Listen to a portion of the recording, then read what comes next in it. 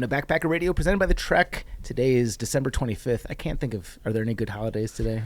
Yes, it's Christmas. I'm not playing along with this bit. It's Christmas. Oh, okay, cool. I love Christmas. Yeah. No, Christmas is back for me. We've talked about this. Yes. I'm a Christmas guy again. Is it back? Because I feel like it never came for you until now. It never. No, I loved Christmas as a kid. Are you kidding me?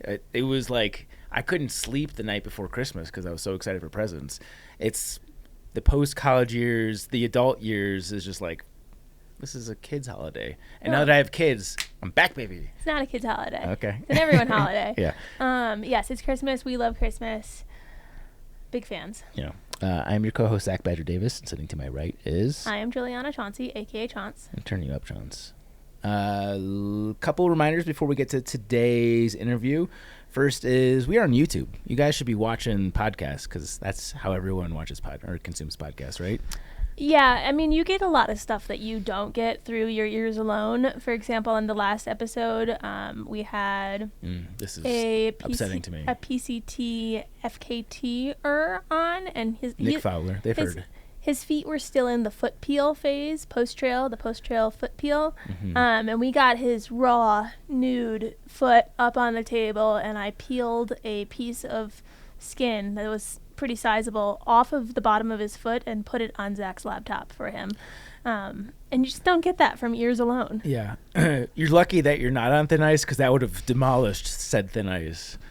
Yeah, no, you can't. Like, no one can get seriously mad at something like that. That's a person that can't take a joke. It's not a joke. It's gross. I'm still upset about that. I didn't put it on you. I could have. You put it on my stuff. Yeah, I did.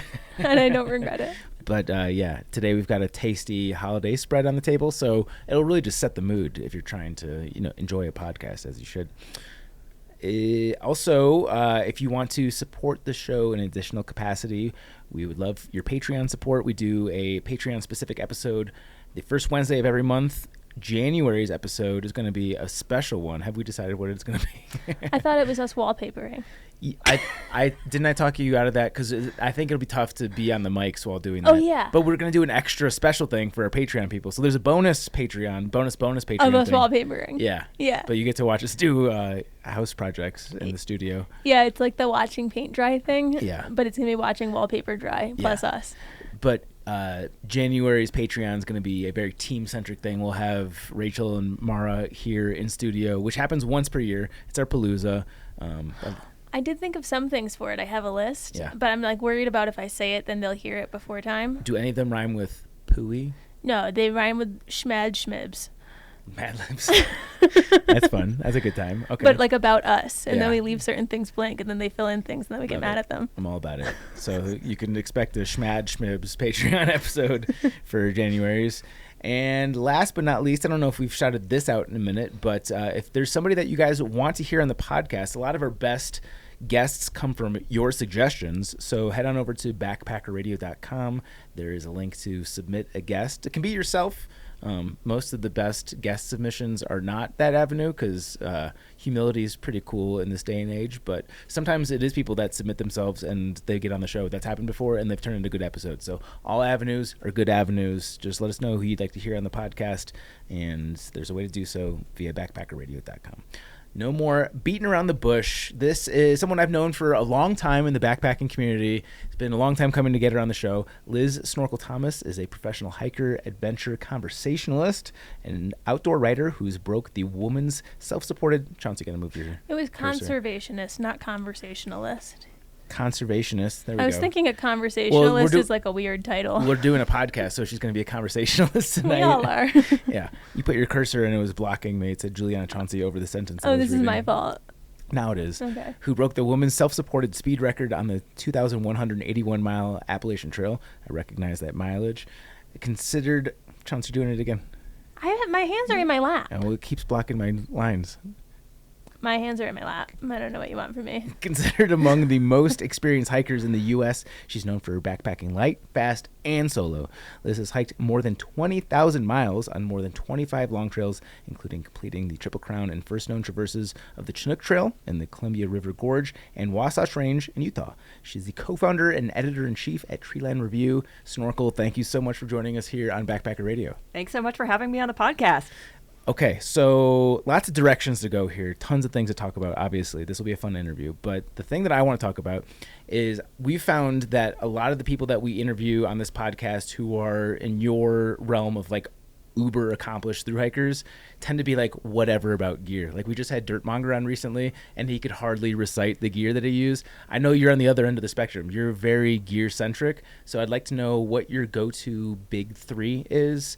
And let's just pretend like it's your typical 3-season trail. You don't know much about the climate or the terrain, just like the safest thing that you're grabbing for your big three. Yeah, I mean, I do own a gear review website, so I often am mixing up at least one of my big three at any given time. But kind of my all-time favorite pack, I think, is the Gossamer Gear Kumo. Love that pack. I love the Katabatic Gear Palisade for my backpacking quilt, and the MLD Solo Mid. Classic setup. Good choices. We are big Katabatic and Gossamer Gear people. I've never used MLDs anything, but I've heard nothing but great things. I've used them on all my hikes. Yeah. That's so like 3 for 3 here. My go-to pack. Yeah. Is the burn. You're a burn? Yeah. A burn girl. I don't know if I know the answer to this question, and I feel like I should. How did you get your trail name? I got my trail name on the AT. So I grew up on the West Coast hiker. I go out to the AT. I actually started the AT without a sleeping bag, which I've heard that like Anish also started the AT the first time without a sleeping bag. Very common mistake, you know. You just using a blanket, or you're gonna like find a carcass to crawl inside of, or what's the plan? I actually was on the flight there. I was like, I'm gonna need something, so I nabbed the blanket on the airplane. That's what I started the AT with the first time. So of course I get to Neil's Gap, and I was like, yeah, you know what does not work for thru hiking in Georgia in the mountains in April is a airplane blanket, but a sleeping bag. By the time I get to Damascus, it's all sad, deflated. I'm like, what? Am I allowed to swear on this podcast? Fuck yeah. Okay. Like, what the fuck? I just bought this thing. It was super expensive. I'm only 500 miles in. Why does this bag look like garbage? And they're like, well, did you get it wet? I was like, no. Very careful. And they're like, well, do you stick your head in your bag? And I was like, yeah, I got to keep my face warm. He's like, oh, your breath is condensing the down. You need a snorkel to stick up out the top. So that's how I became Snorkel. And, you know, like East Coast, humid air. West Coast, you can kind of get away with like doing the face warming thing in your bag, but not on the AT. Are there any ultralight snorkels? Is that a feasible idea? No, someone should make one. If you have any listeners who are engineering inclined. Yeah. What would be the correct material? Like carbon fiber silicone. snorkel? Yeah. Silicone. No, a silicone, because it's bendy and it's the same shape. Is that light? I think so. People have brought like silicone bongs on the trail. Yeah. There's other silicone things. But. Like what? Like what, Zach? What did you bring on the trail that was silicone and different? Not me personally, but I know a person. Yeah. So then I'm guessing that your first AT hike story is not the AT that the masses are aware of, the 2011 hike? That's right. That was the one that you showed up without a sleeping bag? Oh, no. 2008, the first time I hiked is when I didn't have a sleeping bag. So let's start there. Is this your first long-distance backpacking trip of any kind? I actually had done the Tahoe Rim Trail first, kind of as a like... Did you have a sleeping bag on that one? I did, but, you know, my big takeaway from the Tahoe Rim Trail was like, wow, I really love thru hiking. I should do more of this. But my pack is too heavy. What can I get rid of? And so that's how I ended up going to the extreme. I'm trying to understand. But how do you narrow down that the sleeping bag will be what goes? Because I feel like that's like saying I'll just leave my food at home. Like how of all the food things, is very important. So what else was in your pack at the time? Like what was able to keep the weight in your pack where the sleeping bag got nixed? Well, I was very proud to show up with a sub 10-pound base weight for my first thru hike, you know, but that was pretty easy when I didn't have a sleeping bag. Any luxury items? Any like a book? No books. I don't think I had any luxury. I had a stove, but you know. That's not luxury. Okay, then that's good. Like at least you're not carrying 3 books and no sleeping bag. But I've heard people not bring a tent and learn that they should have a tent. I don't think I've heard of the no sleeping bag though. I feel like the no tent on the AT is less egregious than no sleeping bag. And look how far you've come. Now you're one of the premier gear minds in the world of backpacking, and you started out without a sleeping bag. So it's just a hope or an inspiration for anybody out there. It doesn't matter where you start, you can always get to where you need to be. So where did you end up picking a sleeping bag up? Was that in Neil's Gap? Neil's Gap. Yeah, or I guess Pretzel would be mad at me. Neil Gap, There you right? go. Neil Gap. Yeah. Yes. Yeah. Do you remember what you got? Western Mountaineering. Oh, that's good. Yeah, Good stuff yeah, there. they sell good stuff there. Yeah, nice. So the first long distance backpacking trip was the Tahoe Rim Trail, which feels maybe like a little bit of an unconventional first trail. Maybe we're just very East Coast skewed here, so we hear a lot of like AT sections or long trail or whatever it might be. But what brought you to the Tahoe Rim Trail? Because I feel like if people are looking to a West Coast trail, you typically think of like the John Muir Trail as like a starter trail, which is not to say that it's an easy trail by any stretch, but it's usually the one that attracts people. Yeah, I mean, Tahoe Rim Trail as a first through hike, I think, is ideal. It's a loop hike, so you're walking back to your car. You don't have to deal with some of the logistics. Trail Angel system there is pretty robust. You cross roads quite a bit often, so if you're like, you know what, this isn't for me, you can quit very easily. There's some towns along the way. I think it's got a lot going for it. Some wilderness, but just pretty. And they designed it relatively recently, so it's not like straight up, straight down for the most part. Got some switchbacks. Was the trail in good condition in 2008? I did it 19, and it was like pristine all the way around. Was that true in 2008? Yeah, I have a friend who calls it the Neiman Marcus of trails. Like, if there's a blowdown, the next day someone will be like, I'm cleaning that up. Yeah. Makes sense given the proximity to trail lovers and a lot of money out there. Yeah. And Neiman Marcus. Yeah. And then next on your list here, we've got the PCT. So you dove in big after that, West Coast influence, obviously. Did you encounter PCT hikers on the Tahoe Rim Trail? Like, was that what planted the seed, or what got you to the PCT? No, I actually worked out outside of Yosemite before I started through hiking, and I think like the year was like 2005. It was like a big snow year. People were like getting swept away in Fords. It was like a scary year. There were probably only like 100 through people who attempted, and like everyone was quitting.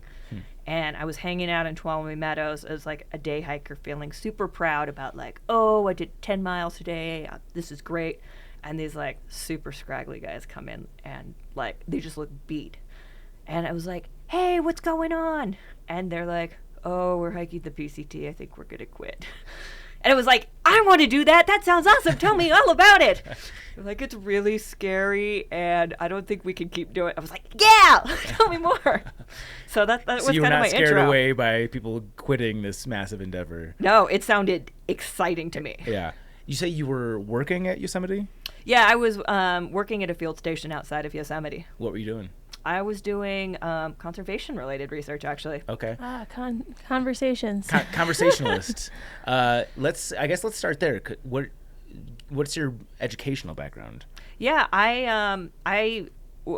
environmental science was what I did, and I was really interested. I still am really interested in, specifically when I say I'm a conservationist, sort of the crossover between land conservation and long-distance trails, because politically it's a lot easier to be like, hey, wouldn't it be great if we like don't put a giant development on this place because there's a long trail going through it? And people are like, oh, long trails, we want that to be super pretty, the view.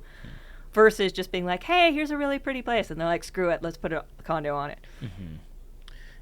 And if memory serves, I don't know if this is on your website, I'm guessing it is, but you went to a very good school. Was it Yale? I did go to Yale. Yeah. I'm watching Gilmore Girls right now. Rory's in Yale.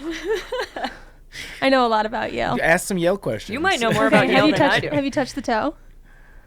Touched the toe? Is that like where you peel the skin off? No, Rory says there's a toe that's good luck, and that so many people have touched it that it's like rubbed smooth. Oh. It's like a statue thing. Okay. That's the end of my Yale so you knowledge. haven't touched the toe.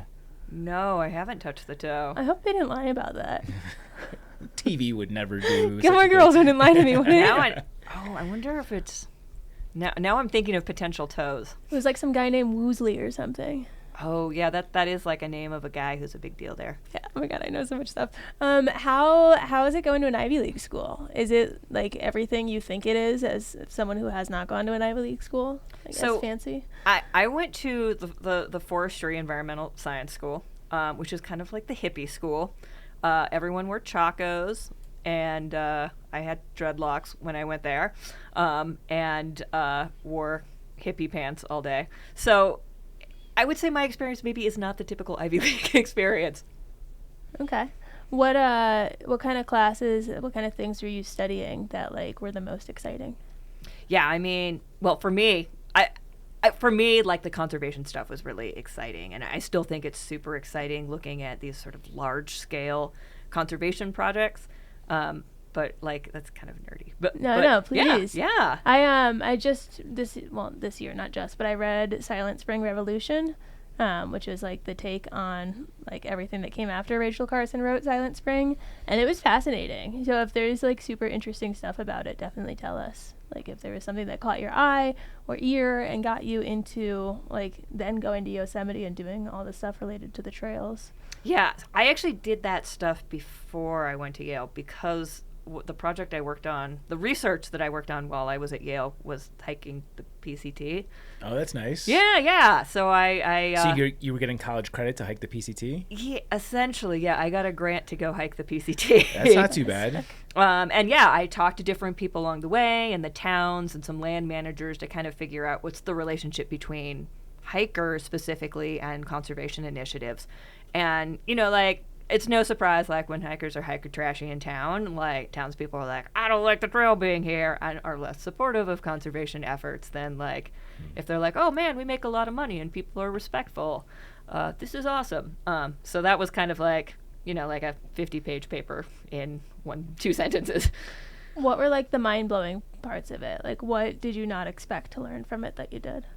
Yeah, I guess I was really surprised, and this was more than 10 years ago, but a lot of people in towns had never heard of like the Pacific Crest Trail Association. They just kind of like blamed everything on the Forest Service, and I'm like, oh wait, no, there's actually like people who someone better to blame.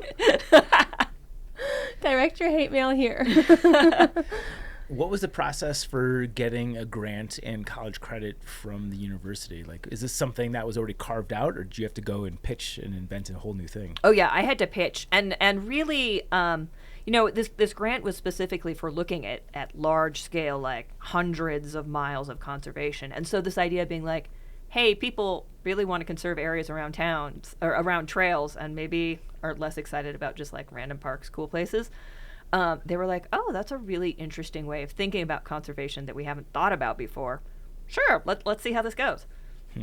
I know on the AT there's like a lot of big things that have happened in terms of acquiring land, the corridor, like development, just pushback back and forth.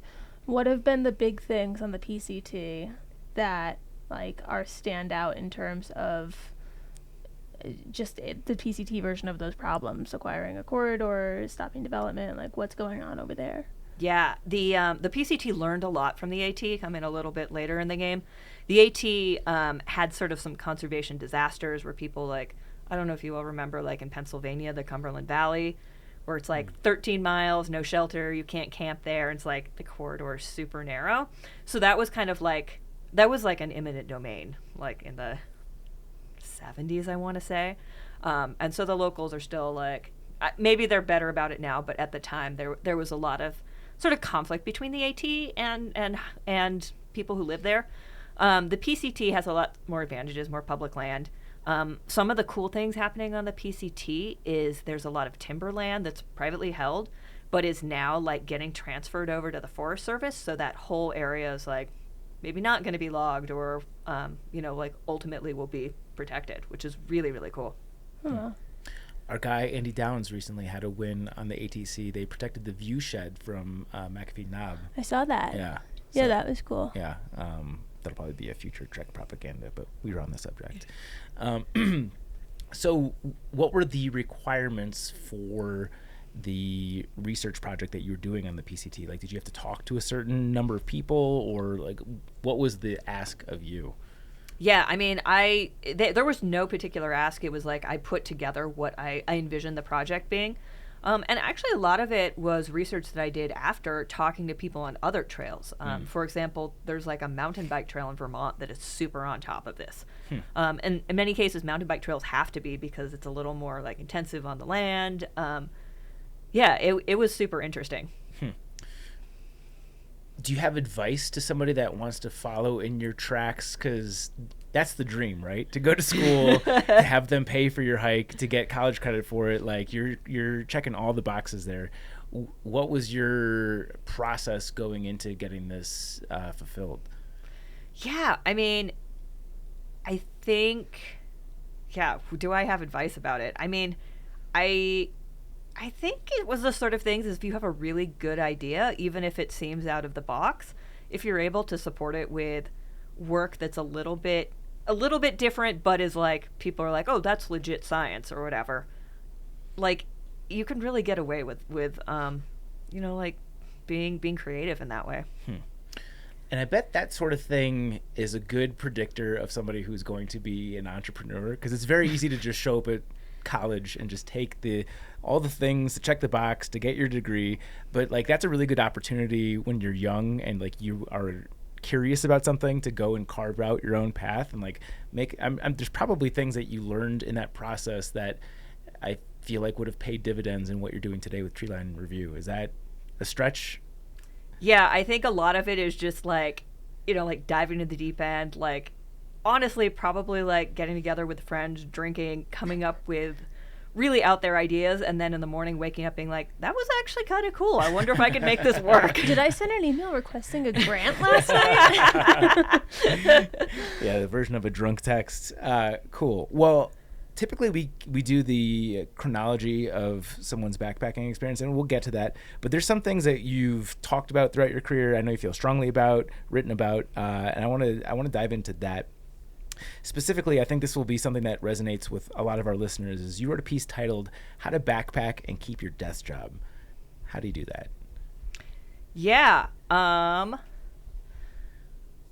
think, first of all, I think it really helps if you're able to stay in shape, because a lot of the sort of like pains of going out and backpacking especially for long distance, like it makes it so that there's not so much of a transition zone. You can hit the ground running, so yes, to speak. Exactly. Yeah. Ultralight gear, same thing. That helps a lot. Having a good boss also helps.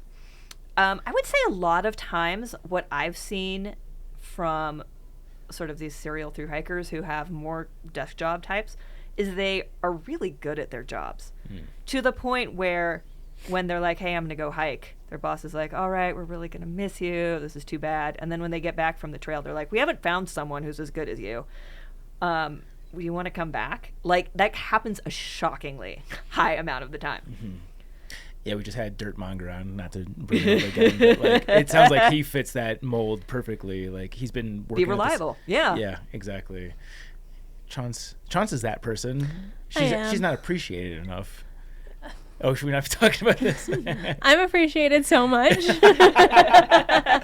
Jess. We can edit that out. No, I work in a job where, like, if I get up from my desk, someone else can sit down in it. So I'm the opposite of that. Like, as much value as I have, I am also, like, so replaceable. But I think that also kind of helps in my favor because there's, like, I can also come back and take anyone else's desk. It's like a musical chairs kind of scenario. But not everyone's good at sales. True. Yeah. But what I'm saying is, like, my old job that I left for the AT, like, I had projects that I was on. Like, I had to build, like, mapping, wayfinding systems for companies that were, like, multi-building, right? Like, I can't just leave that in the middle of it. It's going to be an absolute nightmare. It would be a terrible thing to do. Sure. Whereas this, it's like, if I don't call this guy, someone else will call him. Yeah. But yeah, that was something that was hard for me when I was working at the previous job where I was, on bigger projects that I couldn't just stand up from, which was why I ended up doing like weekend section hikes. I guess, how did you test this? Like, did you have a desk job that you were trying to keep and go backpack during? Yeah, it didn't really work out. I did some consulting. I worked. I would like fly out to these sort of like rusting out industrial buildings and do environmental assessments. So I could like fly out there, do my report, then go hike, and it was really just sort of like contract work, which I think is actually one of the best ways. Like maybe get a couple years experience, show people that you're useful, and then like only take on the projects you want in the time of year that you don't want to be hiking. I've seen that work really well for a lot of people, especially if you have like technical expertise or specialization. You mentioned, going back to the last answer, staying in shape in between hikes. Are you in shape just because you're always backpacking, or do you have like a specific training regimen between backpacking trips? Oh man, I wish I had a specific training regimen. I mean, I go on day hikes, and I put up a series of like, these are the day hikes that I want to do that will ramp up throughout the year to get ready for a big hike. But I realize the more I think about it as training, like that actually puts a lot of pressure on me. So if instead I have to think about it like, oh, I'm going to go do this fun thing, which is the same thing, but like mentally it helps me. Sure. Yeah, Chauncey and I get stuck. I think Chauncey even more so than me is that... Do tell. No. What do I get stuck on? What I'm saying is we don't enjoy day hikes the way that we enjoy backpacking. Yeah. So Yeah. like it's tough to find the motivation to stay consistent with day hikes because backpacking is so enjoyable. You're going from point A to point B, and that can be thousands of miles away. Whereas like a day hike, it's usually something that you've done dozens of times, maybe more. It's tougher to find that motivation. I'll let you correct me if I was wrong on that. No, assessment. that's like entirely true. Like when we have like the element photos we're posting or the Katabatic photos, like I like when I have to take photos of stuff for those things because it forces me to then have to go on a hike. And you'd think we don't have to force ourselves to go on hikes. We love hiking, but when it's the driving to and from and it doesn't just have that constant flow of a through hike, for me it's really hard to get in the car and like wake up early and like commit to tiring myself out to come back tired. So I find that I have to take things like needing to take photos for something and use that as then I have to go on this because I have to do this and here's a deadline, and I almost have to make it something where like you're saying I don't just want to go day hike. You know what I hate about day hiking, and you got to the core of it, is driving. Yeah. Like on trail, you wake up, you're where you need to be to keep hiking. Yeah. Whereas like I hate like being like, oh, do I have enough gas? Oh, there's traffic. Uh-oh, my tires like it just becomes all of these things. Yeah. Uh-oh, I forgot a parking pass. There's no parking. And you're like, this is ridiculous. Like haven't even started hiking and things are hard. Yeah. Well, it's also the reward is so small compared to the reward you get when you do the bigger stuff. So coming back from it and like you're doing this bigger stuff, you wake up, you do it, you get reward, you go to bed. To come back and get small reward plus driving plus the traffic plus all this plus you have work on Monday, like small reward isn't worth it. It's making me realize we should do an article on how backpacking ruins day hiking, because the fact of the matter is I still like day hiking, but just backpacking is so much better that comparatively it seems so much worse. I have quit so many day hikes. Like before backpacking, I loved it. I would drive up to Rocky Mountain National Park. Yeah. It felt like a close drive for me, even though it's not. And I would just like, I would go if the sun set, like I'd still finish. After like, I come back and it's like, I'll get to a trailhead in like Golden Gate Park, which is 30 minutes, and I'll hike maybe a mile and I'll get a little bored and I'll be like, I'm going home. Yeah, I know the struggle. So one of my tricks is making friends with like pretty dedicated hardcore day hikers who are totally fine with driving, because that takes the driving part out, and they're so first of all, you're like hanging out with friends, so that always makes it like more rewarding. And then they're so excited about like being out that you're like, oh, okay. And since you're already like in through hiker shape or like, you know, ready to pull miles, like they're like, oh, someone who can keep up with me. I guess in Colorado that's not as big of a deal, but like, yeah. I'm similar thought, but different in that some of the most recent day hikes I've gone on have been with one of my friends that moved here that doesn't hike all that much. And that for me motivates me because it's like, they've seen I've done these hikes. They've built me up to be this person in their minds. I can't go out here and hike a mile and be like, I want to go home. So then I have to be that person. She's out of breath. Yeah. I'm just like absolutely masking the whole time. I'm like, I love this. In conclusion, peer pressure from both sides is the best way to enjoy day hiking. Yeah, for sure. This is another piece that you wrote. I'm going to ask the question knowing that it's sort of a gray area answer, but what is the hardest hike in the U.S.? Ooh, yeah. So when I wrote that piece on what the hardest hike in the U.S. is, I had just finished the Sierra High Route, which is off-trail, essentially like third-class scrambling. It's really not a hike. Mm-hmm. It's something sort of between a climb and a scramble, and I mean, the guidebook literally doesn't call you hikers. They call you travelers. Mm. And, you know, in some ways, like, yeah, it was really hard. But compared to when I did the CDT and did not have as advanced of a skill set when I went out on the CDT, and this was before Far Out. It was before there was even a GPS track. It was before they knew where the trail was. It was before the trail was built or signed, really. That was a lot harder for me, I think. And I've heard you say before that the hardest hike that you'll do is just relative to your skill set and expectations. For sure. Yeah. I think that's an important point to drill home because, like, there's no concrete hardest thing because it's all just based on your preparation for that hike. That if you go into something like the Sierra High Route, but you've got all the correct gear, all the correct skill set, you've done off-trail stuff before, it probably doesn't seem that hard. But like if you're starting off on the PCT and it's your first backpacking trip and you've never done more than 20 miles, that could seem infinitely harder. So yeah, I just thought that was a really interesting and astute point. That's so true. It's all relative. Yeah. My hardest hike was the desert of the PCT, which like other people think is laughably easy. And then I would say the start of the AT, like up to Virginia, even like approach trail from the beginning arch to there was a freaking cakewalk. Yeah. Like joyous rainbows and butterflies the whole way. Yeah. And it just all came down to the shape I was in. Yeah, totally. It's so true. Yeah. Another thing that you are very well known for is urban hiking. Yep. I don't think it takes much to sell someone on the virtues of like beautiful backcountry, like hiking the PCT. Like it doesn't take much of a sales pitch to get somebody to fall in love with that idea. Walking through the city of Chicago might be a tougher sell. Give us your best pitch on why someone would want to get into urban ThruHiking. Yeah, I mean, part of it's right there. And you can spend all day walking with all the joys of like being outside and moving your body and having sunlight that have been scientifically proven to be beneficial. I think also, especially if it's a city that you live in, being able to see it at a slower pace with new eyes is pretty cool. Like when I lived here in Denver, I did quite a few urban through hikes in Denver, and I was Did you do the full Colfax? Yeah, hike? I walked all of Colfax. I want to do that. How was that? I mean, I'm glad I did. I wouldn't necessarily say that's something I would go out and say, yeah, you should go do. We want to do it like a beer run. Yeah. Like we want to do like a... We'd have to go quickly because it's like close to 30 miles or something. I think it was like 57. Shit. It took 2 days. Oh, shit. Yeah.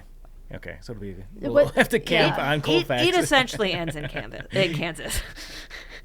Oh shit! It goes that far. No. But it I can't remember. It's like Strasbourg or something. It looks like there's like grain silos, like fields of some sort of agricultural thing. Yeah. Okay. Yeah. So that's not the one that you're pointing people to in Denver. I mean, I think as someone who lived in Denver, I was really glad I had that experience. But I think the Highline Canal Trail here is really great. I actually did that with Twinkle. Mm-hmm. Yeah, and I would say that's the sort of like Denver off the beaten path urban through hike. Just a quick aside, this just came to my memory, but you and I had dinner in just outside of City Park. This was many years ago, and as you were leaving, you're like, "Oh yeah, I'm just gonna walk back to my house." It was like 8 miles away, and she had walked to the restaurant on the way there. It was just like Liz walks the walk, literally speaking. Like she moves everywhere on foot. I definitely did not. Actually, I did walk there, but I lived like 5 blocks away. Do you get like scared? Because I feel like, I mean, It's easy to know the scary things on trails that are typical in your mind trails, like, okay, bears, wildlife, like you're in the middle of nowhere. When you're in the city, like I feel like there's a whole new set of scaries you're opening up. Oh, for sure. Do you get the scaries? I think, for me, I think about the scaries kind of like how I think about the scaries when I'm on trail, especially as I first started getting onto trail. Like, there's a lot of unknowns. So part of it is like, that's kind of the adventure of this, being like, how is this going to go? I don't know. Part of it is the same as on trail, being like, what sort of things can I do to like make myself safer in situations? So like, I'm not going to walk through certain neighborhoods at night. I might have another hiker join me through this section. But I think for me also, it's really important to show that like, as a woman, I walk through these areas, and that these areas are like, we shouldn't think about walking in urban areas as something that is scary or off limits for people. Are you ever packing heat? No, but when I did the Colfax hike, I definitely saw someone who was. Well, I'm sure. I feel like on trail, the scariest part is never the animals. It's like the idea of a person, I think, at least for me. But on trail, it's one of the things that keeps the scaries down for me is that, like, if someone's out there, they've had to get out there, and like typically the people that are going to get that far out there are like share the same mindset as you to some capacity. Like you're not just going to be out in the middle of nowhere. In cities, I feel like you get such a more like unpredictable, like a jumble of different people, personas, just types of, it's not like someone that I could just be like, do we share something, How do you keep that from, I guess I already asked about the scaries, but are you talking to people? Are you, like, is there a camaraderie? How is it different, and just what stands out about it, I guess?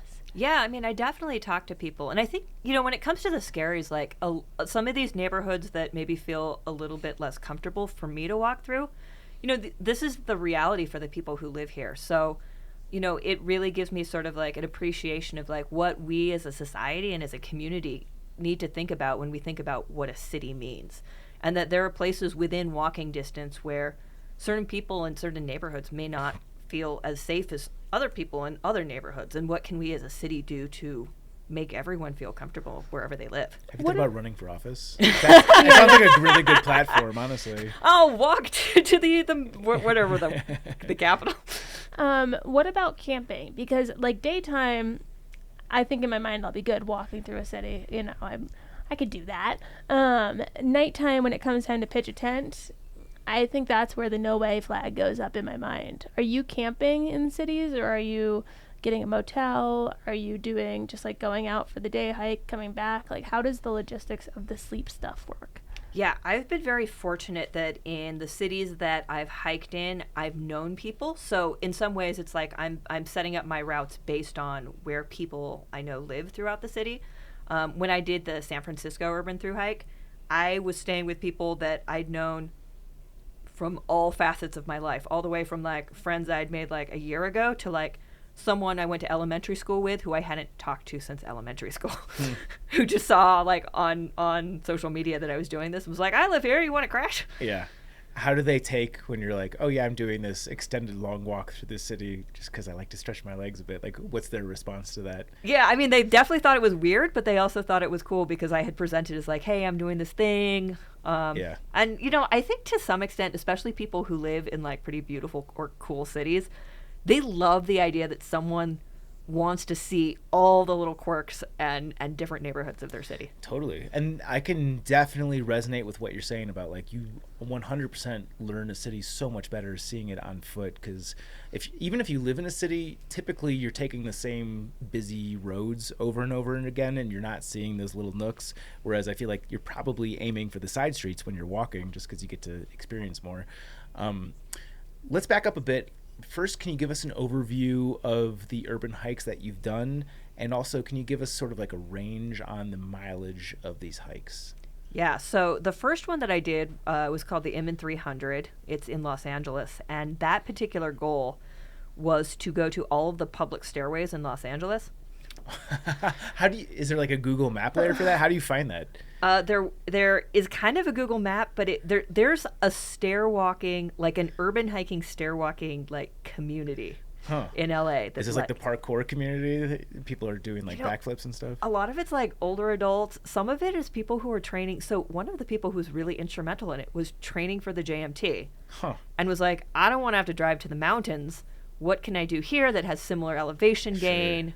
That makes sense. Yeah. And I mean, like the days were like, there were like 5,000 foot days on that trek. So this is 300 miles through LA? Yeah. Damn. And you're going up and down every staircase. Right. What does it have to be, like a typical, like what an architect would consider a floor of stairs, like from floor 1 to floor 2 for it to count as a stairway? Or are you finding every like step up onto a curb, every set of 3 stairs that leads into it, like how many stairs constitutes? So their rules, and every urban stair walking community has different rules. But in LA, I believe that they set the limit at it has to be 10 stairs or more. Okay. So there's more of these. There's communities of these stairs walkers all over. Yes. Have you done Philly? I did a 1-day urban hike in Philly. So LA was all about stairs. Philly was all about, and I apologize, I can't remember his name. No. Kind of. No, it was about food. It was there's like this famous Philadelphia chef that has multiple restaurants all around town. So I went to all of his restaurants, except for the one that requires reservations. Now you've got my attention. Now this is making more sense. I asked about Philly because I'm picturing the Rocky montage, obviously. Oh, good. Those are good stairs. The best stairs, yeah. Triple crown idea. Triple crown of stairs. Sure, yeah. So is 300 miles the longest urban hike that you've done? Yeah. Portland, I think, was 250. I can't even remember. I think Seattle was like 225. New York was 225. What's the shortest thing that you would constitute a through hike in an urban area that you've done? I think probably Chicago I did. That was a 60-mile 2-day. Okay. You mentioned Portland. To Chauncey's point, is that the area where sketchy stuff went down? Yeah, I think so I was hiking with my friend Virgo, who was putting together, was filming it, and someone saw his camera and felt uncomfortable, and there was a bit of an altercation. Some fake Ray-Bans were destroyed in the altercation. Of that. So they didn't take kind to the fact that there was a camera present and they attacked you? Is that what happened? They attacked Virgo. And he wasn't even filming there, but just the fact that he had it on him. Yeah. Did that water down your enthusiasm for the endeavor? I don't think so. It was a sunny day, and it was the sort of thing where we're like, we can't believe that happened. I mean, like in Portland, like some of the stairways would take us through these like underground pedestrian tunnels, and there were people living there, and so it's like, we would walk past encampments in the tunnels that were very narrow, and that I have a thing with tunnels in general. I get creeped out by them.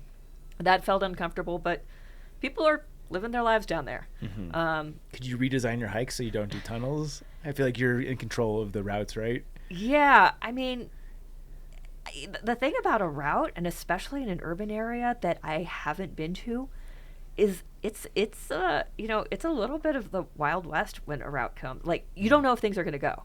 Like, one of the things about urban hiking that is very frustrating is, like, from my map, I can't quite tell if I'm going to get urban cliffed out. What does that mean?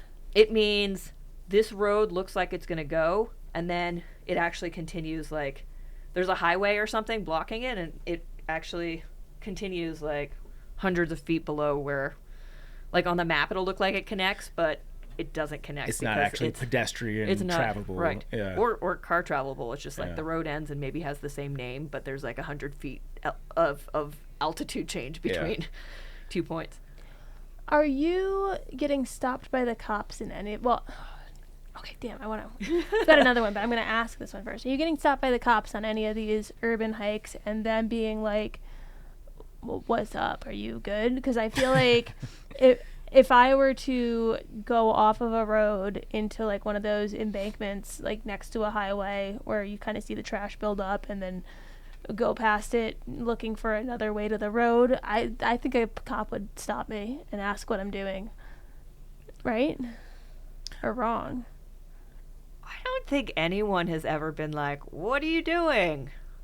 I feel like in most busy cities, somebody who's there's worse things to keep your eyes on than somebody. Is this a dumb? I mean, you're both looking at me like this is kind of a dumb question. I just feel like my recent experience in Denver, I would have to be fucking off pretty hard for the cops to like flag me as the guy who's the problem. Fair. Okay. So back to the staircases before we go too far past that, because I want to look this up for Denver. But how do you find the public staircases in a city? Is there like a public staircases far out, or is there? There is a website where people will report. It's not quite far out. There's a book for San Francisco by Ada Bakalinsky, which is more of like a day hiker's book, but it's fantastic. There's also a book put out by the Mountaineers in Seattle.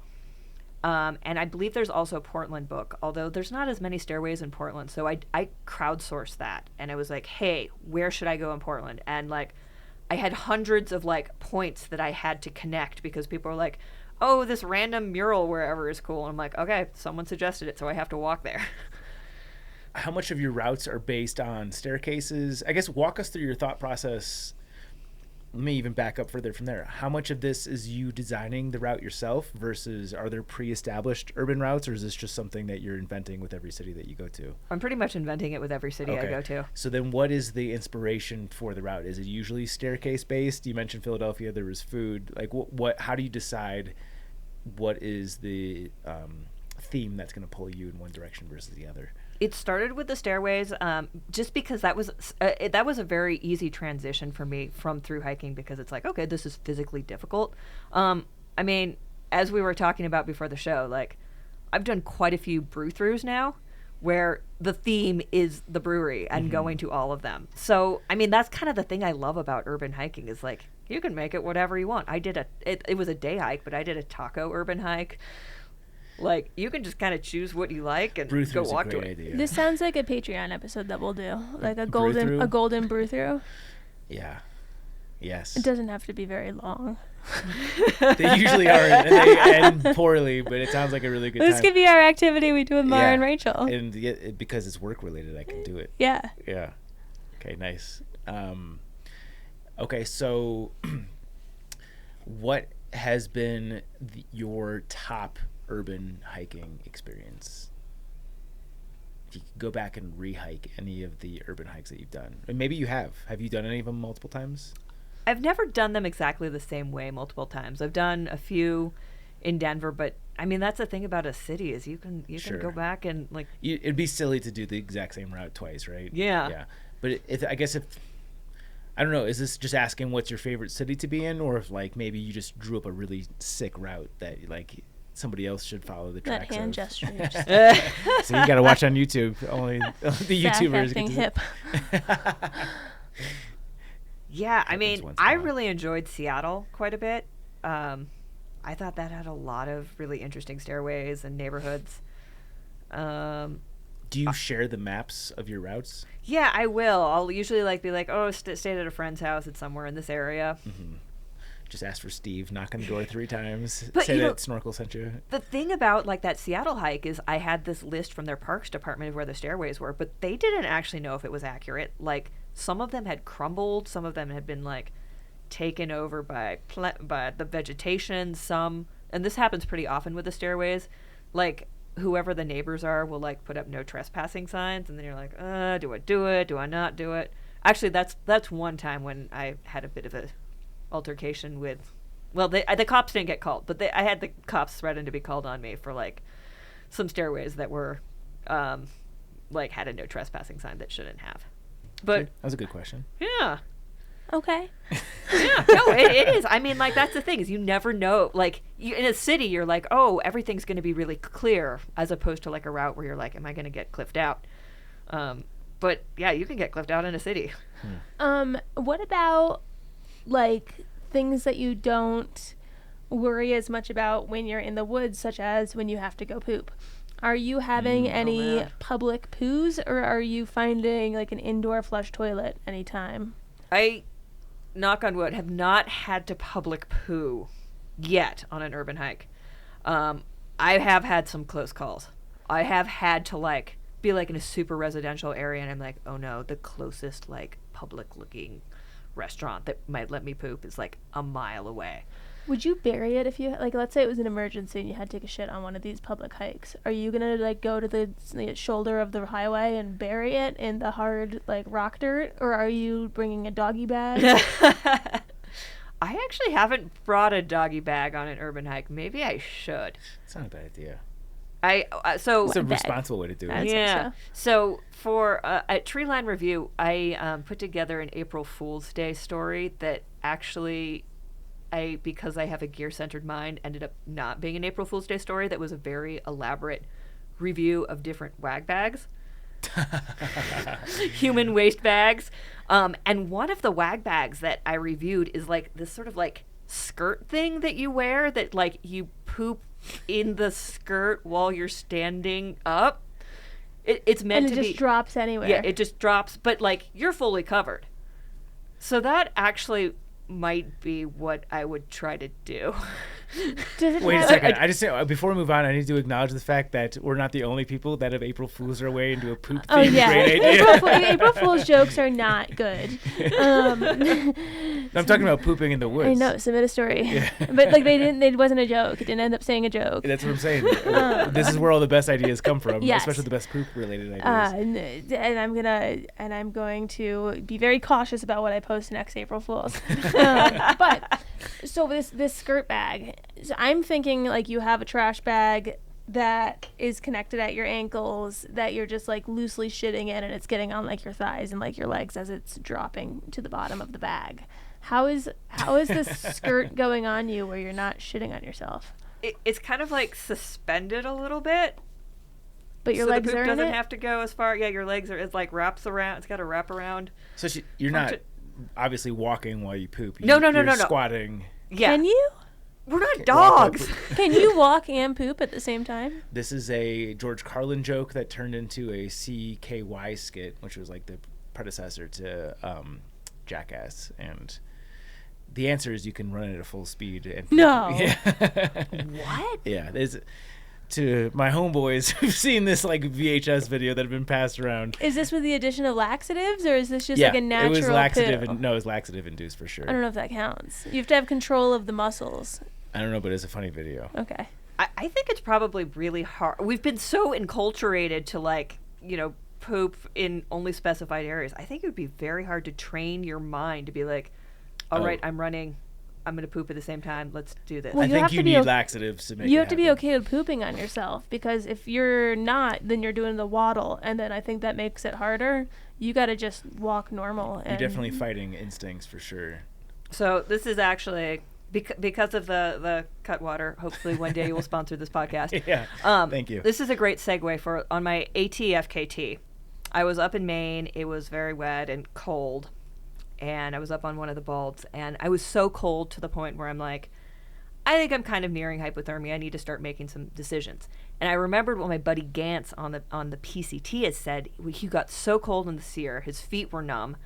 And so he was like, you know what? I have this great source of body heat that I can just make. And he peed on his feet to Fair. make them so they're not dumb anymore. I love how you're like, yeah, that makes sense. Like a hiker crew. Like, you tell this story to like a bunch of Girl Scouts and they just start giggling. Yeah, I've yeah. heard that, and I hope I don't butcher this this knowledge. But I've heard, unless I'm getting this wrong, that if you are really, really cold, it helps to pee because your body takes energy and uses it, because your pee has to set at a certain temperature.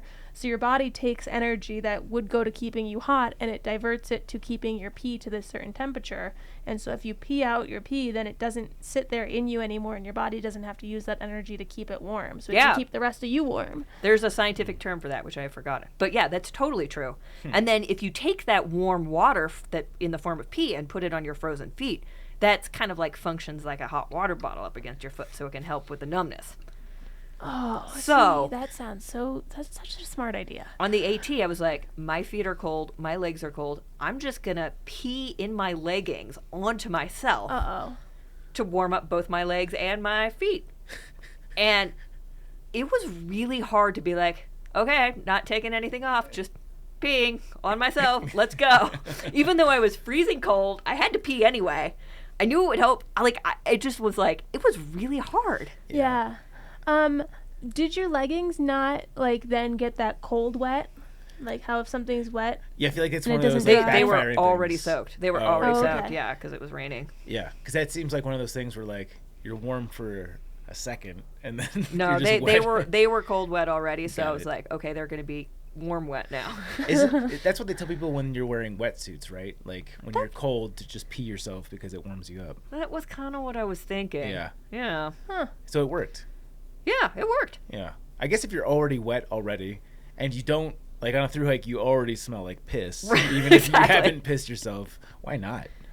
I don't know. It reminds me of when I studied abroad in Thailand, because there's a full moon party they do every month where like on the full moon this one island just like rages, and it's an island, so there's beach right there, but people just go into the ocean to pee, but like you don't pull your pants down because it's ocean, so people usually just stand there in their wet shorts and pee and then just come back out of the water. That's what it reminded me of. Because your pants are just still on and you're just not caring, and It's just primal stuff. yeah. It helps when you're raging, though. Yeah, A lot if easier. it's a brew through. Is there anything else that is worth touching on related to the urban hikes? Actually, I want to hear, so you mentioned staircases, you mentioned food in Philadelphia, you mentioned brew hikes. What are some of the other themes that you've used to draw routes? You mentioned obviously like you're basing it on where you have contacts, so you've got a place to sleep. Are there any other like notable themes that you've drawn for cities that you've been in? Yeah, one really, really cool one that I worked on, I partnered with the Trust for Public Land that has this really cool project in New York where they've taken a bunch of public schoolyards that, like, in New York, they're super sad. They're, like, essentially, like, these kids are going to school with, like, no playgrounds and, like, just, like, cement parking lots as they're, like, where they're playing. So they've, the Trust for Public Land has gone in and, like, planted trees and put in playgrounds and, like, turned that area into a park. And they've done that all throughout the city. And so I did this hike that went through all 5 boroughs that connected all of the different schoolyards that they had converted, which was really, really cool to see sort of like communities, like all of these different communities using the parks when the school's not in session. Like you would have like grandmas and grandpas hanging out and families, and you're like, wow, like this city now has parks. And it just kind of like to me was really powerful, because we think of like people who live in New York like, oh, they don't care about nature. It's like it's not because they don't care, it's because there hasn't been access. Yeah. What are some of the like one-off, not like, oh, I loved the city, this city was great, but one-off, like this one view or this one spot, like in particular things?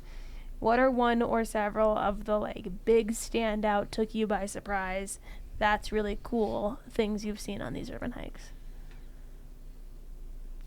I mean, some of the stairways are really cool. I think a lot of it is like experiences with people who join me, because that's like an awesome thing about an urban hike is like it's a lot easier to be like, hey, come join me in the city to come walk for like 10 miles versus like, let's go on a hike in the mountains, especially for like my friends that are not like through hikers essentially. I did Halloween on the Seattle urban hike in costume, which was super fun. And it was like pouring rain. It was like, whatever, we're just gonna walk up and down these stairways in costumes in the rain. It's just like, those are the sort of memories that stick with me. Are you carrying a backpack? Like, what is your gear setup for this? Because you said you're not obviously sleeping on the streets. You don't need a tent. You don't need a sleeping bag. Are you just bringing a couple extra layers, some snacks? Like, what is your gear setup? Yeah, it's more like a day hike for the most part. And I actually carry more clothes for an urban hike than I would for a through hike. Because you're not carrying the other stuff? Yeah, and also just like I feel like because I'm in the city, I should maybe make an effort to like not smell like piss. So you're not keeping yourself warm in that route in the city. Noted. What have been... how much of your route, because my inner fat boy comes out when you talk about an urban hike. I feel like all my routes would just be based on food. Yeah, that's awesome. How much of your routes are you just like picking apart the best restaurants and cities? Because that's my motivation for doing something like this. Oh yeah, that is pretty high on the list, especially like asking locals like, what's the best place? Where's the go-to place in this neighborhood? Have there been one or three places in any city that have stood out to you, being like, damn, I need to come back to this place? Oh yeah, there's a couple bakeries in Seattle. Like Seattle's bakery scene was really good. When I did the Grand Rapids brew through, there was actually like some good pizza places in there. Yeah, there's so much and like LA, like there's such good food. And San Francisco for that matter. Like, you know, I'm like going to like Michelin gourmand pizza places along the way. It's like, yeah. I remember I drove up, I won a silent auction thing to go meet Morgan Spurlock, which he bailed on. Thanks, Morgan. But I was already in the city, and one friend that lived there recommended, this is, I think, a kind of a cliche place, but Cat's Delicatessen. oh yeah. I went and I got a pastrami sandwich from there, or something like that. And I was eating it as I was driving, and I almost had to pull over. The sandwich was so good. I was like moaning while I was eating it. Like, it just goes to show that cities that have good food are just on a whole other level. Like, I don't think you could find something like that in Denver. Yeah. Okay, so can you give us a quick rundown of the urban hikes that you've done? Yeah, I apologize to any city that I don't remember. So LA was the first, San Francisco, Portland, Seattle. I've done some brew throughs in Denver was the first one and the hardest one. Do you remember how many breweries you hit? There were 65 breweries plus a meadery, a cidery, and a kombucha-ery. Did you get a beer at every one of these places? Yeah, I mean, the beer How is many like... days? It was 8 days, I think. Okay. You did that in like 2 days and be like, holy smokes. You know, wheelbarrow to take you out of there. It was like more than 100 miles, so... I'm just saying, to get 65 drinks in you is that's an undertaking. Yeah, that's yeah. massive. You know, it was samplers. People, for some reason, it was really easy to get friends to come along on that hike. Shockingly. Go figure, right? Yeah. Do you have a favorite brewery in Denver? Yeah, you know, when I did the Denver brew through came up because when I was living in Denver, I tried to keep on top of all the new breweries that were opening.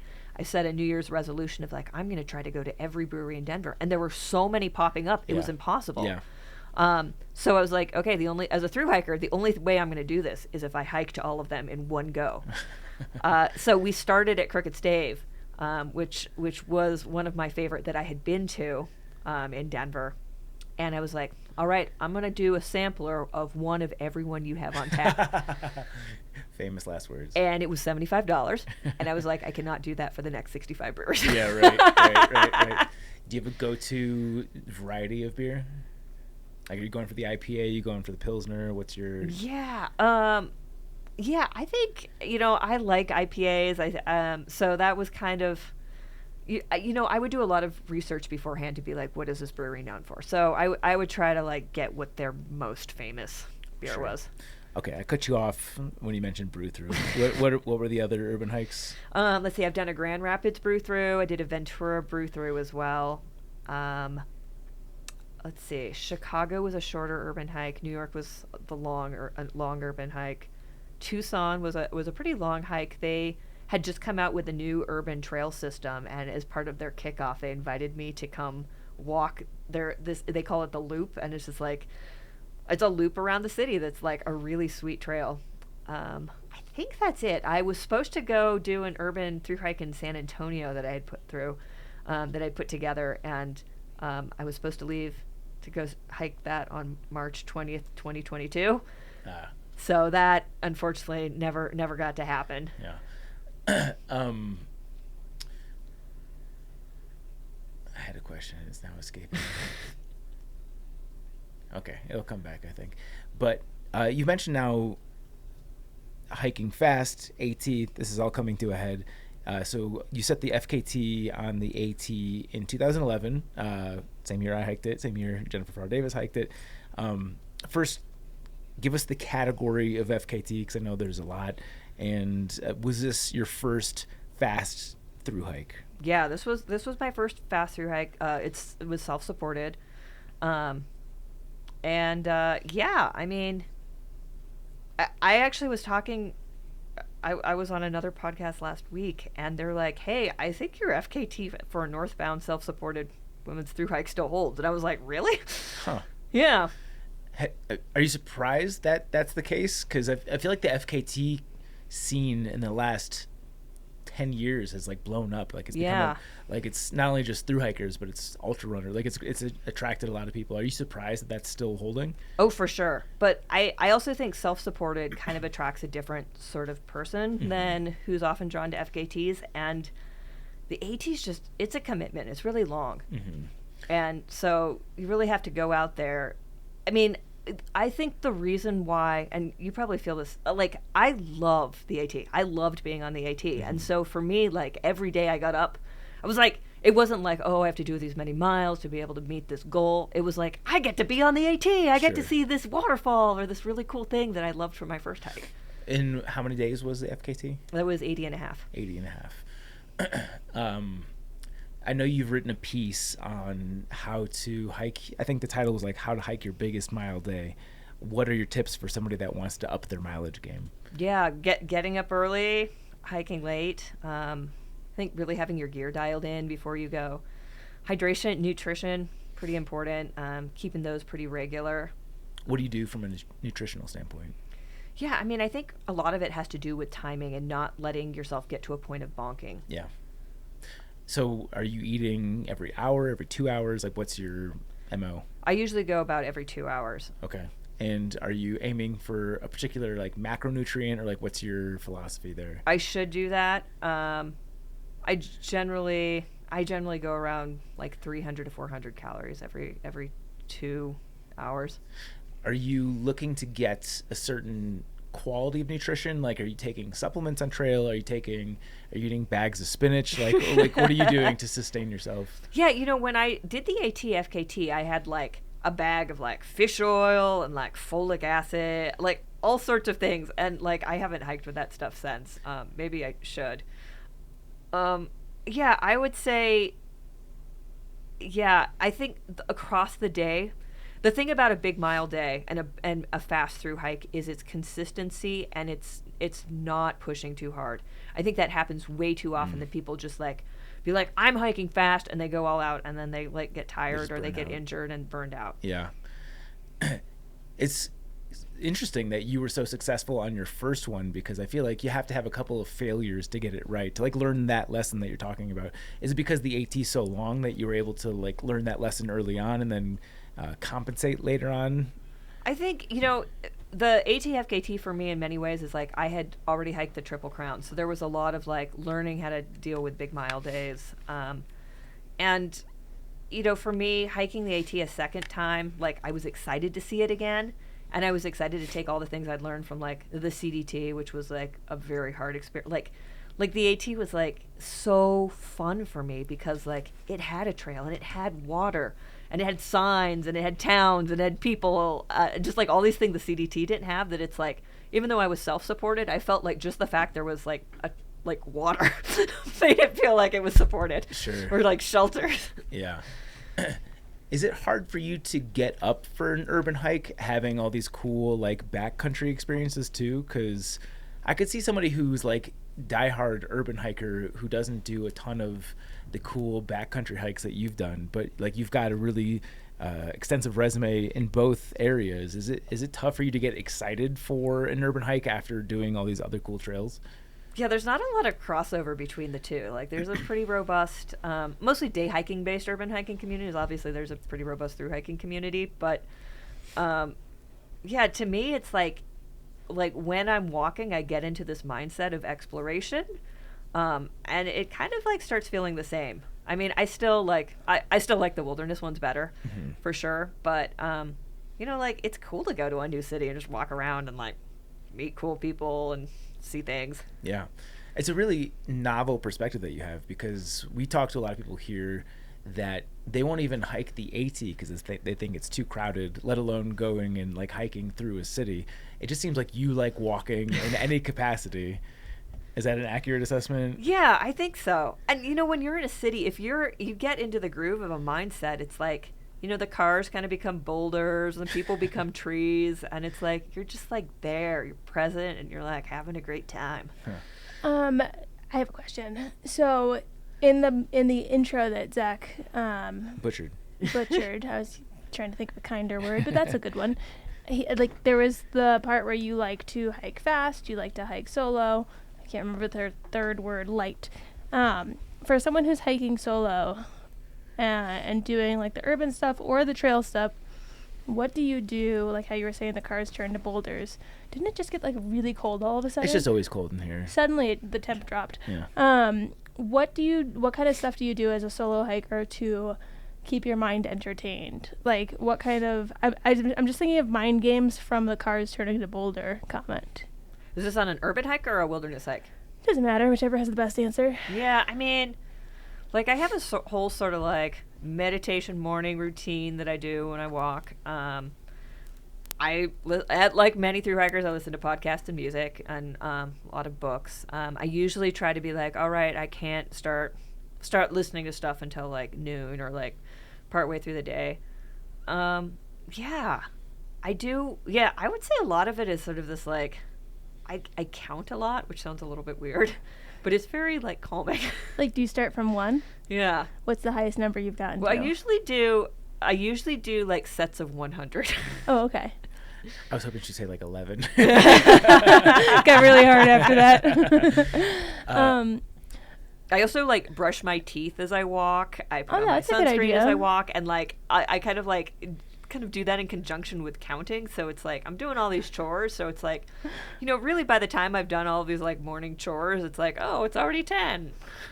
I'm sure I've counted to 11 a lot. Okay, in terms of the listening to music, I don't know if you do this, so maybe this will be a question that doesn't have an end. But like one of the things that I really like to do on a long trail is listen to music that makes me feel like I'm in a movie. For example, Lord of the Rings, great soundtrack to listen to in the woods. Or I've listened to like Game of Thrones. Like there's good soundtracks that fit in woodsy settings. Are there any urban soundtracks, like movies that you could listen to a soundtrack on an urban hike, or are you normal and don't do that? Yeah, I actually don't think I listened to that much stuff on an urban thru hike. Just because I'm like popping into restaurants, or like a lot of times I have people who want to join with me. Yeah, it's kind of like a different flow. And also, I do use the headphones that don't go inside of the ear, whether I'm hiking on a trail or in an urban area. But like, I'm especially really, really careful with like listening for cars and stuff in an urban thru hike. Total swerve. I see that you're wearing a Melly right now. Yeah. I feel like mid layers have become a much more popular and like trendy thing over the last handful of years, and I'm sure you've tested everything. Do you, in addition to the Melly, which I'm assuming you like because you're wearing it, are there any mid layers that stand out for you? I mean, I love the Apco stuff. I wish they made a dress because I'm wearing a Melly dress. I'd like to be very specific. Would you not wear a regular Melly on a thru hike, or is it just specifically the dress that you like? I like the dress. It's specifically the dress I like. I think for me, the Melly's a little bit heavy to use as a mid layer. That being said, I mean, the Apco is heavy, but I used it on the Superior Hiking Trail and was very, very happy to, because I did that pretty late in the season. Yeah, that's my thought on mid layers. I know Alpha is all the rage right now. What's your favorite Alpha integrated product that you've tested? Yeah, I mean, I used a Senshi on the Arizona Trail, which I just got off of, or just finished that thru hike, and it was great. Are there other apparel items that are up and coming that you're really excited about? Let's see, apparel items. You know, one of the things, this is kind of more of a trend than a specific item, but I'm really hopeful that a lot of brands are starting to come out with more plus size options. I think that's super, super important. So that's worth stating you're not a plus size person, but I mean, it's a good thing to highlight, but just for the listener's perspective. Oh, yeah. I think it's super important, and it's like the outdoor industry has been way, way behind in this, and so it's given me some hope. Yeah, over the last handful of years, there's been a big move in that direction for sure. With all the gear you review, if you had to like just cut a piece of gear off the universe. Like this just doesn't matter. What, and I'm not saying like a brand name, I'm not saying like eliminate a gear brand, but like an item that you usually find in people's packs. What item would you cut from existence? I'll say the name.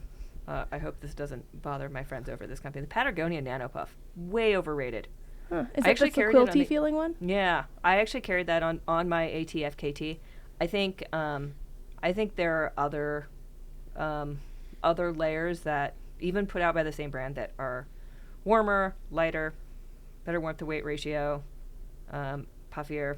Yeah, I think it's just like a trend thing that people use to look cool, and like that's great, but it's not the most functional piece of gear. Is that today's Ghost Whisperer? Because I know the Ghost Whisperer was like trendy for a long time. Yeah, I would say I think the Ghost Whisperer is more functional than the Nano Puff. What about like a piece of gear, like in the broader sense, like the item, like for the Nano Puff, that would be I would consider that probably your puffy. But I don't know if I would cut a puffy from existence. What, like category yeah, wise? exactly. Ooh, I mean, I probably don't even carry that category. I've already probably stricken it from my gear list that I go through whenever I pack for a trip. That's a good question. You can meditate on that one. Do you use a pillow?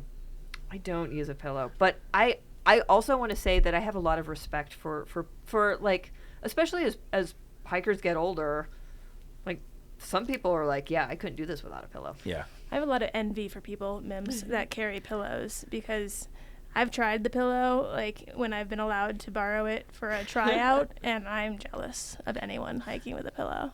I found my enjoyment of it goes up when I wrap it with something soft. Mm-hmm. It gets too hot for me, just like head on the direct fabric. If you put like a merino layer around it or something like that, it's much comfier for me, at least. What about footwear nowadays? I'm sure it's trail dependent, but like, do you have like a go-to thing that you're using on 75% of your hikes? Yeah, I mean, I was like in the first class of Ultra ambassadors. Yeah.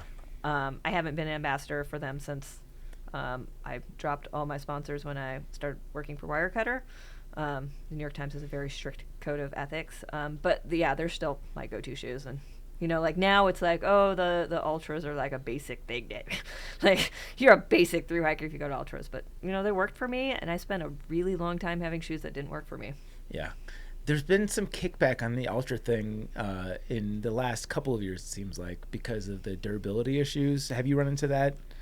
I would say, I think the last few models have gotten a lot better. I have other issues with the most recent models, but I think they've made some strides on durability. Okay.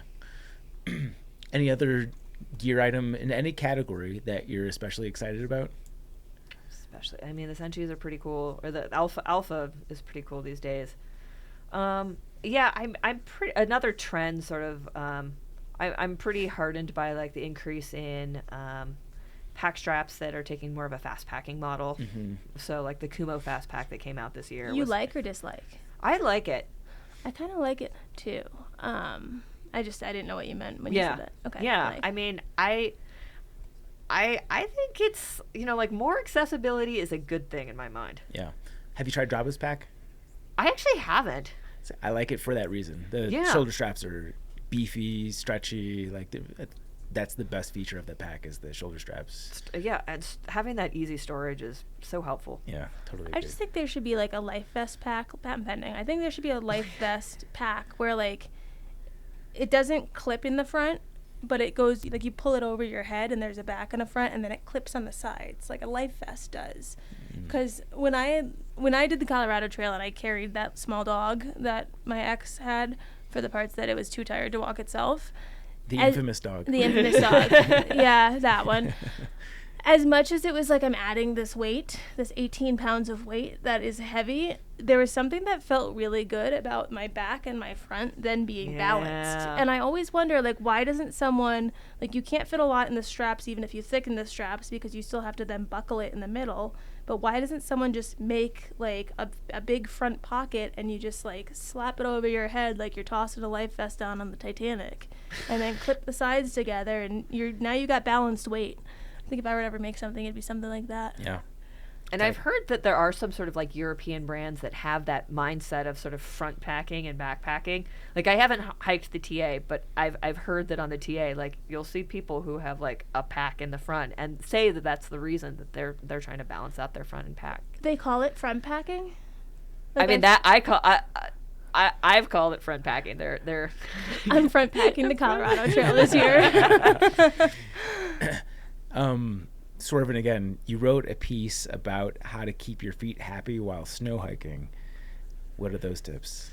Yeah, this took me a long time to figure out. The first time I hiked the PCT through the Sierra, like my feet were in so much pain from being cold and wet the whole time, and like it made it like I would not want to keep walking at all because I would dread getting into the icy water again.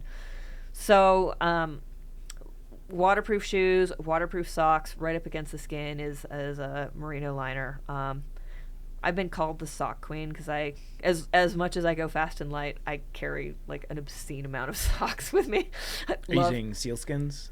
I do use, I'd say seals. I still haven't found 100% the waterproof sock that I love, but yeah, I've got using sealskins. Okay. With all the gear reviews you do, what are some of the things that you would say have been like the biggest eye-opening things for you that you've learned since before reviewing gear to after all the gear you've reviewed? Like, what are some of the big mind-blowing moments? Yeah, I mean, I would say, the outdoor industry is an industry. So it really gave me an appreciation for sort of like how much it means to have like independent gear reviews, especially since a lot of the big players, or it's like a sort of like pay to play to get reviewed and that sort of thing. I think that that's not necessarily widely known when people are going out and picking gear, and like when they go look at a magazine or something, like how much of that is like actually the best versus how much of it is sort of this like negotiation. Do they not pay you to review their stuff? Oh, no. Should they? Yeah. Maybe I'm missing out on money. I mean, you probably put a lot of time into it. But so Tree Line Review, it's straight from you, unpaid. You don't. Yeah, we're independent. We choose what we want to review. It's What has been a piece of gear that has surprised you the most? Like you didn't have high hopes, you reviewed it, and then you were like, this fucking rocks. Actually, the Senchi. I mean, it looks silly. It's see-through. I'm like, how warm can this be? Like I had friends who were very early adopters. I would say one of the things we do at Treeline is we're not as big as being early adopters, because I feel like, like one of our tenets is really like we want people to buy right the first time and not to regret their purchases. And part of this is part of our greater environmental mission is like buying less stuff is better for the planet. So we want to wait a couple years to really like see if it's good before we like tell people to go out and get one. So that's how I felt about the Senchi. Like my friends were like, "Oh, this is so cool." I'm like, "You look like a Muppet." That's something, and this is probably less backpacker and more like people that do gear review stuff. I'm sure you run into this all the time, where PR people are pitching you on gear stuff, and it's no fault of them. They just don't know like what our community uses. So I feel like 80% of the stuff or more that they pitch to us is just irrelevant. And maybe this is the exact question that Chauncey just asked, but are there things that were like fringe items, like maybe like outside of a category of being relevant to a thru hiker that you're like, yeah, I guess I'll give this a shot, and it ended up surprising you? You mentioned the Senchi. Is there anything that fits that category as well? Yeah, that's fringy.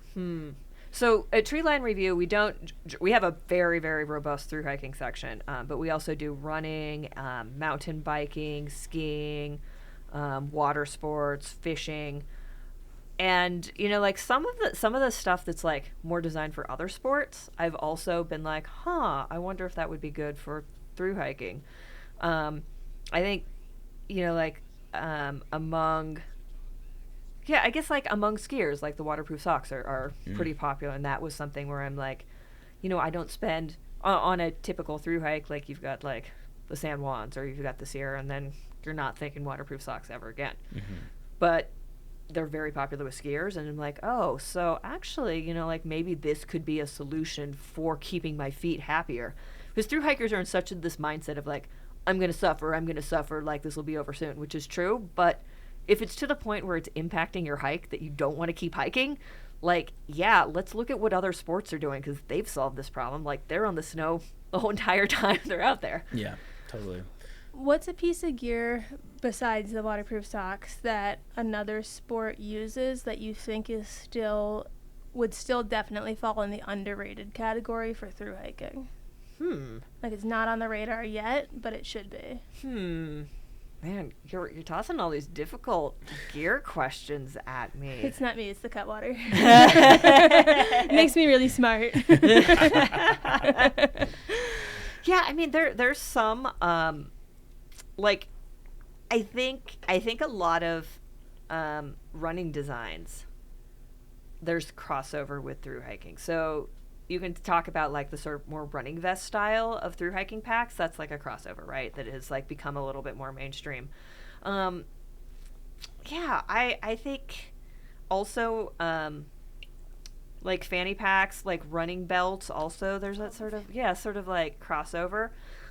Oftentimes, runners for some reason use like heavier fabrics, but I think a lot of times when you look at that sort of like running stuff, you're like, okay, how can I take the same design, lighten up the fabric for through hiking, and like turn it into something that like we actually would want to use. You mentioned Appalachian Gear Company. What is it that you like about alpaca over merino? Yeah.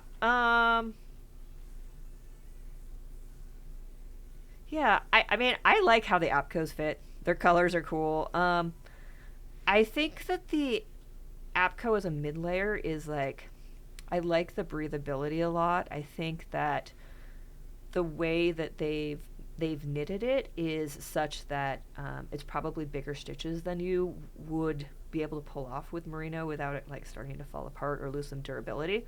And as a result, that really helps with the breathability when you're like exerting in colder temperatures, just what it was like for me on the Superior Hiking Trail.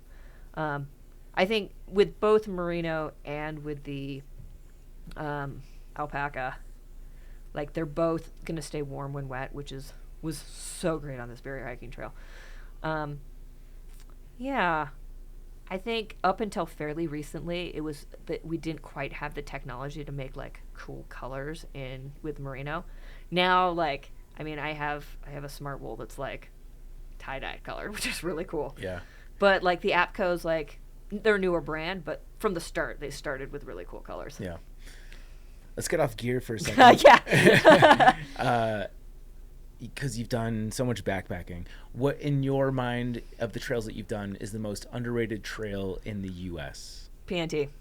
PNT? Yeah, it's rad.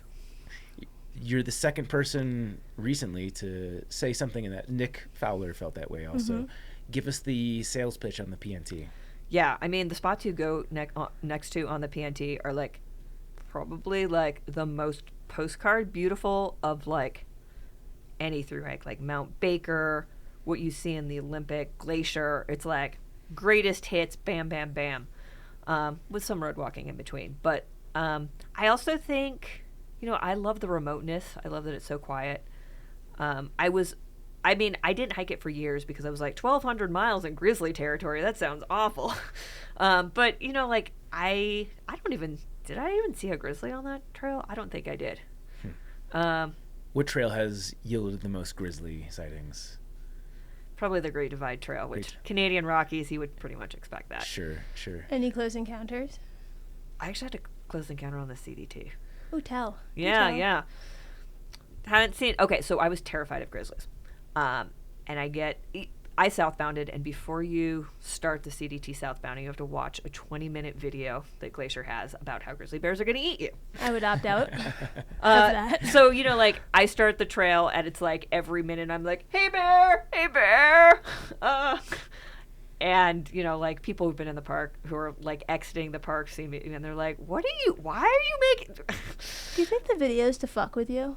Like, do you think the park people are like, this will be funny? We got one. Let's play the video. I think it's a CYA because they're like, oh, if they watch the video, then we're not liable. I don't know. Okay, so now you're hiking. I'm hiking. And afraid. Okay, so like day 2, I go get dinner with a friend of mine's dad has been the bear ranger in Glacier for like decades. And he's like, hey, what you need to know, I've hiked with my little kids since they were like this tall in Glacier for years and years. It's fine. You just have to, they hate being surprised.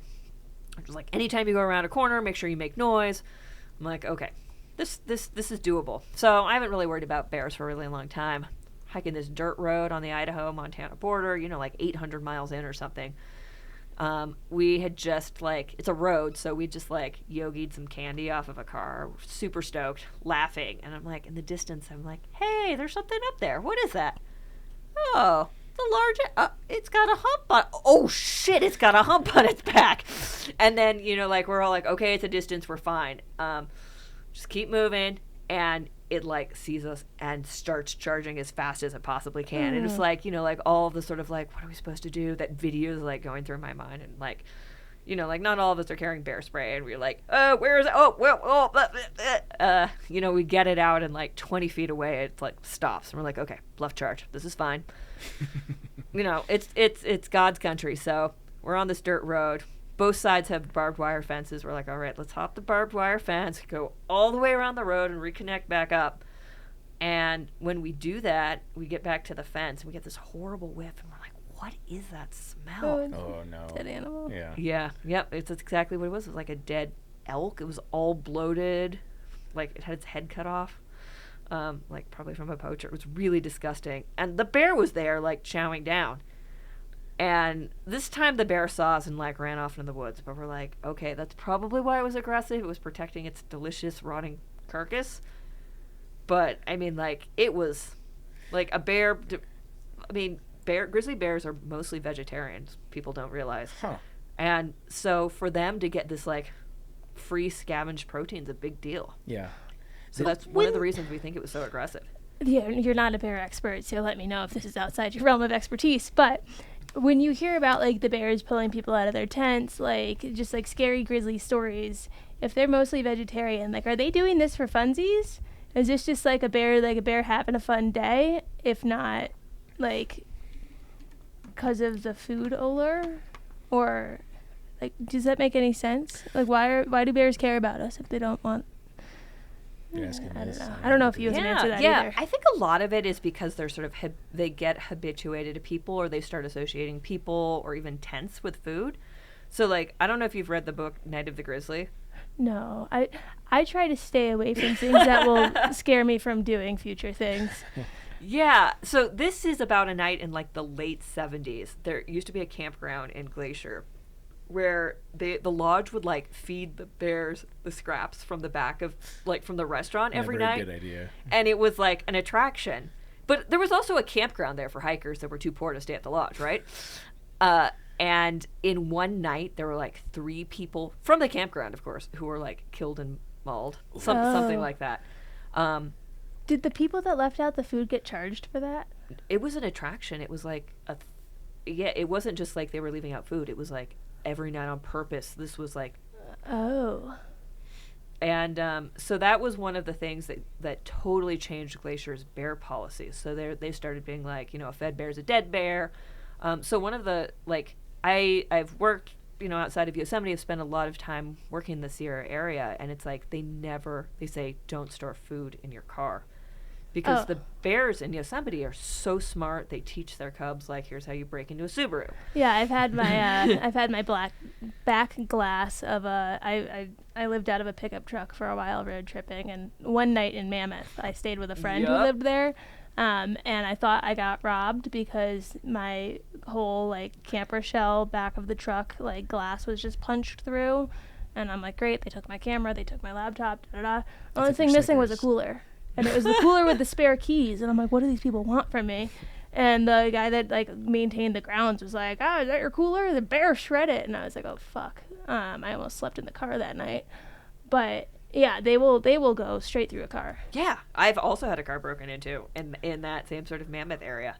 Okay, so this is something that I think actually might be more in line with your realm of expertise. But when you said that Glacier used to do this bear attraction type of stuff, and then they were like, oh, this actually might not be very smart. Fed bear is a dead bear. Are there other instances like that that you've come into contact with either via hiking or with your background in the conservation stuff, where it's the transition of places doing things maybe not the most responsibly to more responsibly? In terms of bears or Just anything wildlife related, or I mean, like, that seems like a transition that people went through where like there was a time of no fucks given and then there was a transition to slightly more fucks should be given. Yeah, I mean, I would say it's happening right now on something like the Tahoe Rim Trail, where like they're going from no bear cans required in desolation to bear cans are required in desolation. The last I went through there in 2021, I want to say, and like, you know, like I was enjoying my coffee by Aloha Lake and on the PCT, and some poor weekender was like, have you seen a blue backpack? I hung it up with all my food, and I'm like, oh, this is not going to end well. Yeah. Desolation recently added the bear can Yeah, requirement. yeah. And that felt like a long time coming. That happened right after I hiked the TRT, and I know that had been speculation for years. Yep. So no one took it seriously, and then they actually dropped the hammer on that. In terms of bear food safety, do you hike with a bear canister in areas where it's not required? Like, what is your typical bear storage policy? Yeah, I pretty much will only hike with a bear canister where it is not required by law. Like if I'm out for an overnighter. Typical thru hiker stuff. Yeah, I think that's true for most thru hikers. But do you think, I don't know how closely you track the AT, do you foresee the AT becoming bear canister start to finish, or at least big sections of the trail? Because it seems like they're inching in that direction. Yeah, I mean, that is the ATC's dream.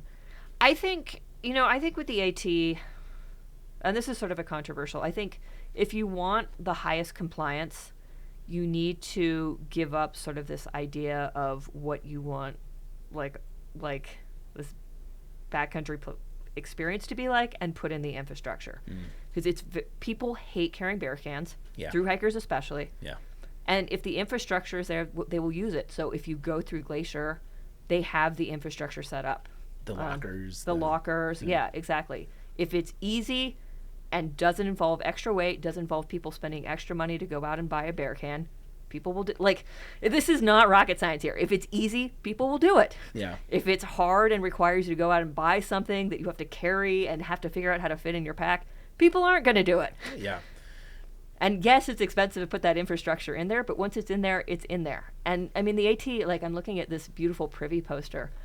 Putting privies in on the AT was very controversial in like the early 90s. Yeah. Shout out Sarah Jones. Have you met Sarah Jones Decker? I actually haven't. Yeah, I've exchanged some emails with her. But like, yeah, I mean, now they're so beloved on the AT, there's a whole poster for them. Yeah. So, but it was very controversial to be like, oh, no, the AT is a true wilderness experience. Like a privy, it's a building in the wilderness. It's like, well, you know what's not a wilderness experience? Shit all over the place. Yeah, totally. Do you have, so what is in areas where bear cans aren't required, are you sleeping with your food? Are you doing the Ursack? Does it just vary based on where you are? Yeah, it just varies, depends on where I am. Yeah. Are you using an Ursack in a lot of bear heavy areas? Yeah, if it's bear heavy and it's not required, yeah, I'll use an Ursack. Bear can's not required, I'll use an Ursack. Mm-hmm. Let's talk international trails. Yeah. I know you've done a lot of international hiking as well. Can you give us just a quick overview on the international trails that you've hiked, and then I'll dive into some of my questions based on that? Yeah, I've done the West Highland Way, the DR20 in Corsica, the Snowdonia Way, which was at the time a new route in Wales, East Highland Way. I've also done part of the Tokaido Nature Trail in Japan. And the Great Divide Trail of Canada counts as international. Very much counts. Of the ones that you've mentioned, because like the West Highland Way, I would say is probably the most popular of the ones that you've said. Which one do you think should be rated higher? Which is the most underrated trail, I guess? Most underrated. I mean, yeah, I would say they're all pretty great. Yeah, the Great Divide Trail is very beautiful, but it's very challenging, and the biggest challenge is even before you get there is getting a permit. The Canadians have not come up with the sort of PCT style golden ticket, and it's just getting worse and worse. And they're going to come to a reckoning, but it's not happening yet. West Highland Way was just fun.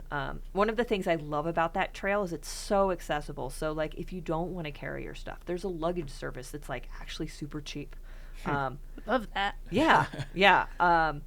Like if you want to stay at hotels every night and have someone else cook for, like you could make it a like super plush, like expensive luxury hike. But I just love that like anyone can, like it's open to people even if you don't want to carry a backpack, or even if you want to have a shower every night, or if you want to hike or trash it up and do it on the cheap, you can do that too.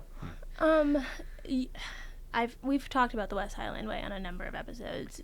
I have not, however, which seems weird given how many conversations we have, I've not heard of the East Highland Way. Yeah, I'm not surprised because I hadn't heard about it until like 6 months ago when my friend was like, "Hey, what about doing the East Highland Way?" So it starts where the West Highland Way ends in Fort William, and it's actually kind of like more of a route, I would say. It's kind of like this guy, like Brett Tucker style, is like, I'm going to put together a route and put together a guidebook. Yeah, it was really cool because we didn't see a single other thru hiker the whole trip. How long was it? It was 100 miles.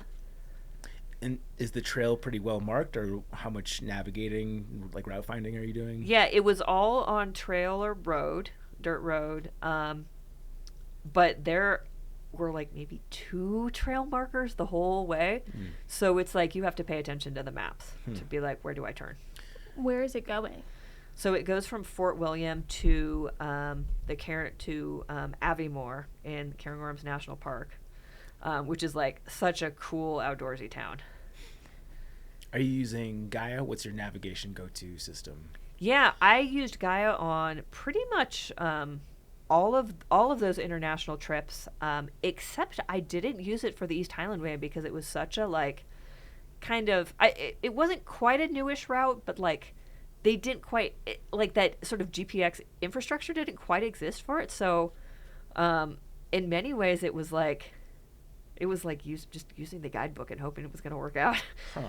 That's going to be exciting for you. Yeah. Like a little bit more rugged adventure, I'm sure, because Gaia's, all the trails are very clearly marked. It's fun to have that little bit of uncertainty involved. Yeah, there was more than uncertainty on that route. Yeah. On the subject of Gaia, is there any particular gear tech items that you're excited about? Like one thing that we've had Skirk on a few times. He's a big fan of the Zoleo. Uh-huh. Is there anything in that realm that gets your gears going? Yeah, I mean, we tested a gear item that hasn't been it's like it's been in such high demand that it's like they've had some stock issues, but the somewhere. Oh, have you tested it before? Josh just jumped out of her chair. I get excited because that was the first piece of gear I tested. Through Pack, they gave me a free one, which was just something free I got. But somewhere when I was on the PCT in 2017, like nobody to anyone, they had messaged me and they were like, "Hey, we're trying to like test this thing out in this section," and I felt so special. So I get excited like that because like. I don't feel that special anymore. Now I'm like, you want something back from me? At that point, I had nothing to give. Yeah, sure. I was so, I love hearing them come up. Yeah, we were very impressed. We did a lot of side-by-side tests with their competitors, and we're like, oh, these messages go out faster. We get weather reports faster. Yeah, like we were pretty impressed. Now we're just hoping that they'll like have more availability. So they're doing good enough to the point that it's hard to get one now? I think they have a major contract with someone who can purchase a lot of units at once. And so that's made it much harder for Government? recreational I heard they were users. partnering up with someone. Is that like on the DL? Maybe. She can tell us, but she has to murder us after. Yeah, I think I might know. Don't look at me.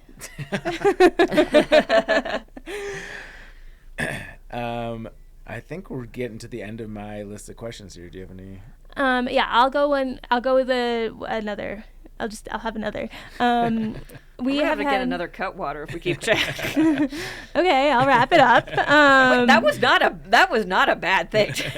Yeah, have as many as you want. It's a sit-down brew hike. Yeah, we are brew hiking from nowhere to nowhere.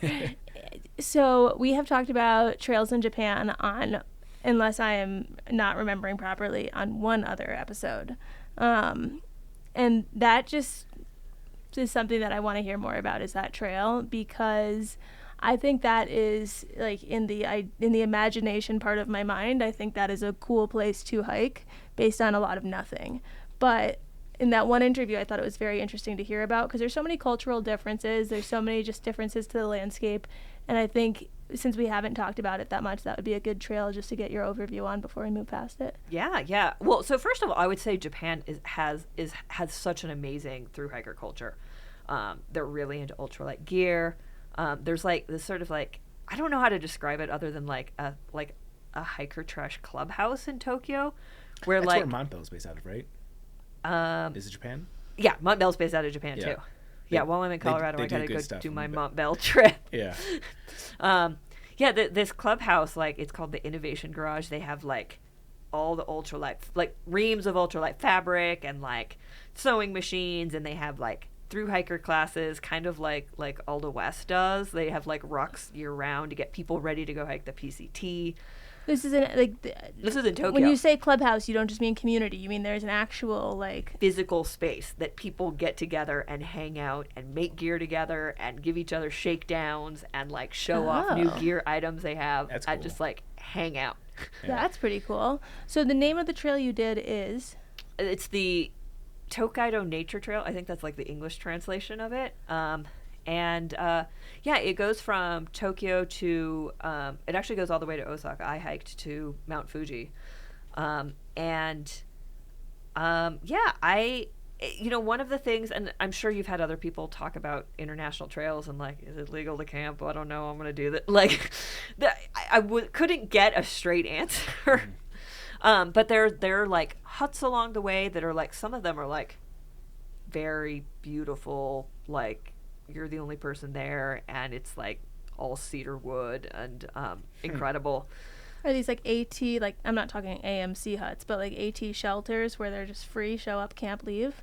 Yeah, they're fully they're closer to an AMC hut. I mean, they're much smaller, but they're really nice. But not the price tag of going to an AMC hut. There was no one there. Oh, wow. I mean, maybe there was some place I was supposed to put in, but as far as I could tell, yeah. Do you speak Japanese at all? I do.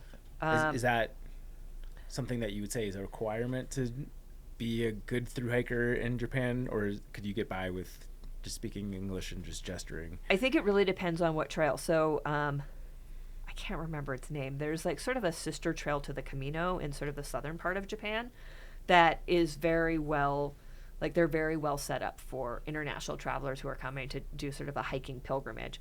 And I've had friends who've done the 88 Temples pilgrimage as well. The Idiot Temples? Oh, 88 Temples. 88. Yeah. Okay. Which is something I'd like to do. It's like 800 miles long. That was what he had done, right? Yeah. I was wondering which of the interviews you're referring to. The guy who got in all the trouble. He wrote a book about, he got like in a ninja fight. I'm blanking on his name. What? Yeah, that sounds right. This was a very. This was a long time ago. Yeah, this was years ago. A very atypical interview for us, but sorry to detract from you, because I think that's the trail that he was on. Yeah, that's a pretty popular trail. And that one also, it's like if you learn some basic phrases like, "Can I camp here?" Yeah. Are you going far stretches between town? Like, are you having to pack out 5-day resupplies and stuff? No. The towns were much closer, and it probably depends on where you go to. But the trails I've done have been pretty close with towns. Cell service is not great though in the mountains, in my experience. I got a Japanese cell phone. I would say there's like, I've done like the hiking culture. Like when it's weird for someone to be hiking solo in Japan, especially a woman. Like, there's much more of a, like, hiking together as a group sort of culture. And there's, like, Japan has some of the best ultralight stove makers because there's a much bigger culture of, like, hey, let's all stop.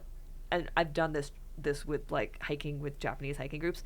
Let's stop by the side of the trail in the mud while it's raining and make ramen without an umbrella.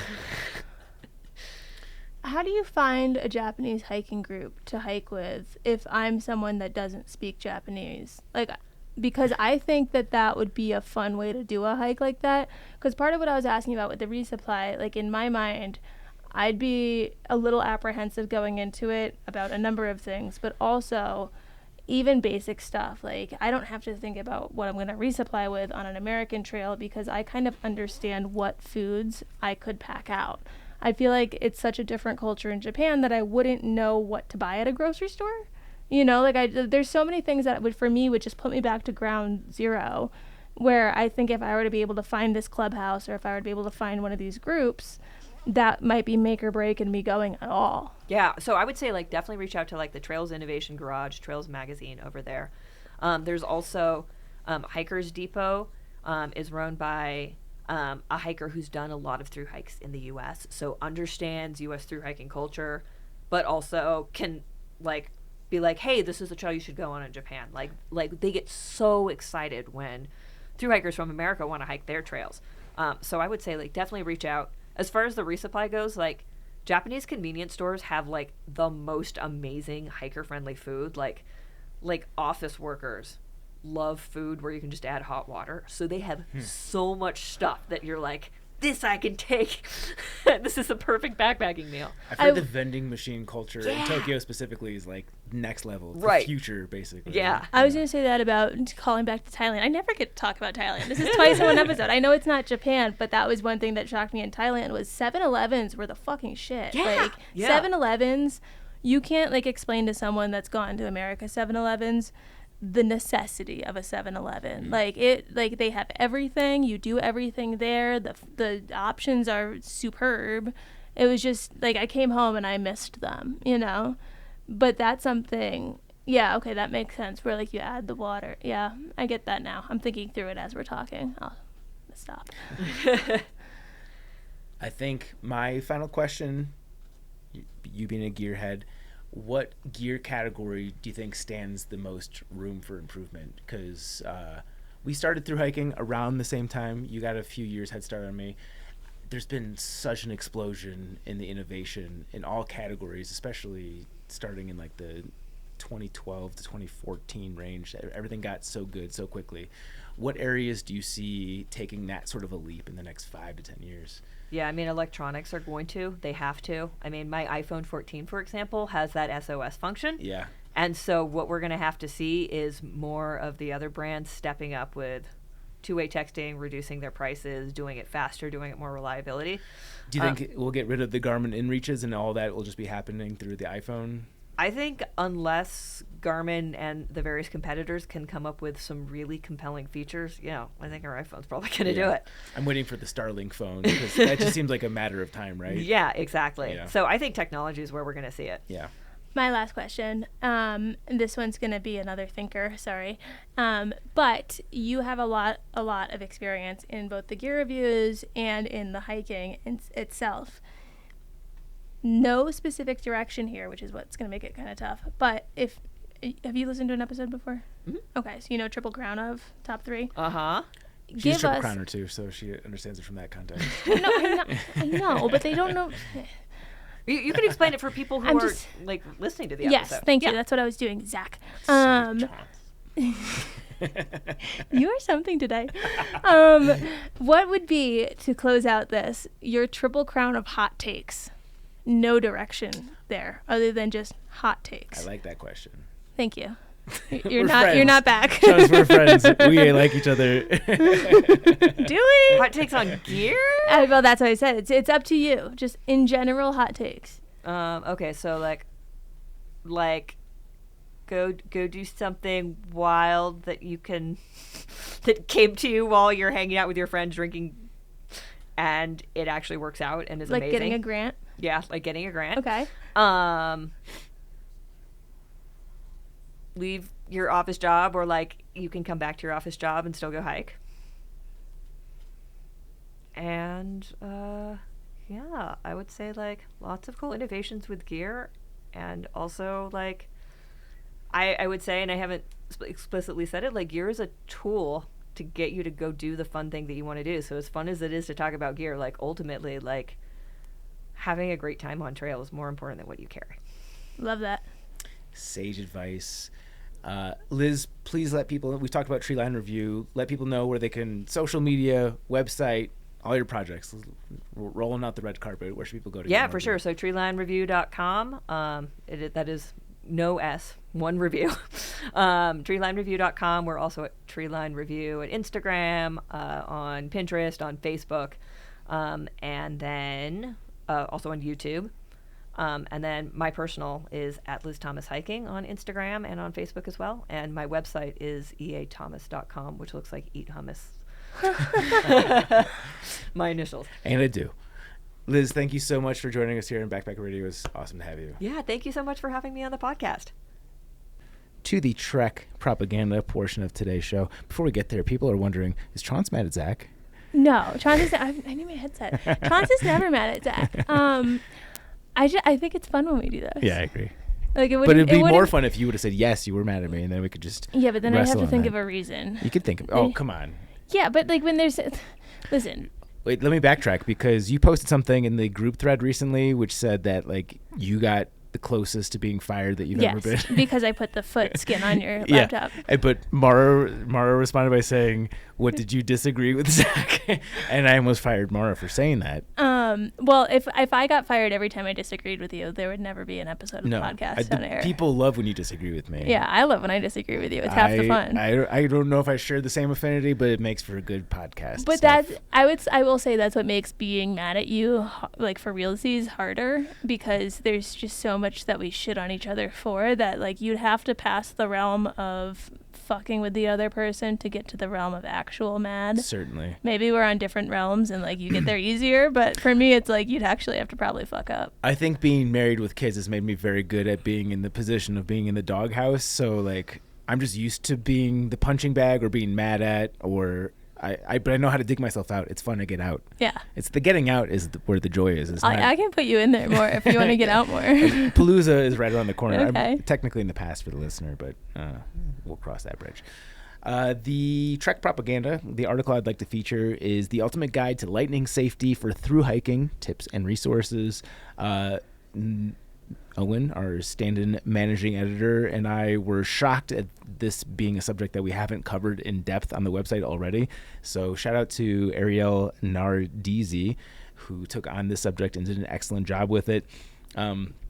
This is something I think we've talked about on the podcast a fair bit, not in any like educational sense. So I definitely want you guys to go read the article and get the lowdown so I don't butcher it. But I want to highlight one myth featured in this, which is actually not in our show notes. I'm reading directly from the article. Myth: seeking shelter in an open structure will keep you safe. Keep in mind that's the myth. You should avoid any open-sided structures, including shelters, hello Appalachian Trail thru-hikers, or picnic area coverings. According to the Appalachian Trail Conservancy, there have been multiple reports of people struck by lightning at the Vandervelter shelter in Tennessee. The only shelter fully safe from a lightning strike is a Faraday cage, which is a type of enclosed structure, also known as a Faraday suit, which is a fully enclosed building or metal roof car with tires. So that's just a little thing to munch on before you guys go read the actual article in its entirety, which will be included in the show notes. Book rack, if anyone's a reader or a listener to books. There's a book called Shattered Air by Bob Magic. What a name. It's like M-A-D. What a name. That's a porn star name. M-A-D-J-I-C or something. Okay. Like it's not actually spelled magic. I don't remember how to spell the last name, but it's called Shattered Air, and he talks about, like, he walks through this incident that happened on Half Dome in the early 90s where, like, this group went up and they used to camp on the summit. It just used to be a thing where people used to camp on the summit, and they had done it so many times they just felt like, you know, this is our mountain. Mm-hmm. And there was a cave on the top of Half Dome that they knew really well, and so the storm was rolling in this one day and they were just like, we're gonna make it to the cave and then we'll be good. When the storm hits, and it just like the whole book, it's a little bit of a slow burn at first because he spends a couple chapters explaining like Yosemite, and he spends a chapter explaining lightning and like how clouds form, like everything you could want to know about lightning. ends up being like it's a very intense story. Like what happens on the mountain that night it's very sad. And then it goes through the whole rescue efforts afterwards. It's very on the edge of your seat story once you get into the thick of it. But it's also free on Audible if they're still doing it for free. If you're someone who's like curious about lightning, wants to learn more about it, wants to install some fear about it, Shattered Air is like a top book that I've read. They're not sponsors of the podcast in any form, but I recently learned that Spotify's premium membership, which I feel like most people I know have, they're doing 15 free hours of audiobooks per month. Wow. So if you pay for Spotify, you get 15 hours of audiobooks, which is more than I would consume. That would be a cool thing, because on Audible you buy credits. Like I'm on a subscription where I get a credit a month, but it would be cool if it took like an Apple Music turn where you pay a monthly fee and then you can just listen to your heart's content. I learned this the hard way, that if you end your membership and you don't use the credits, you don't get to still use them. Yeah. I guess that makes sense, but I was pissed off because we had like 7 credits that we didn't use, and which we paid for, and then we didn't get the books out of them. Just another. This goes back to why I hate membership stuff. Yeah, this is just a trap.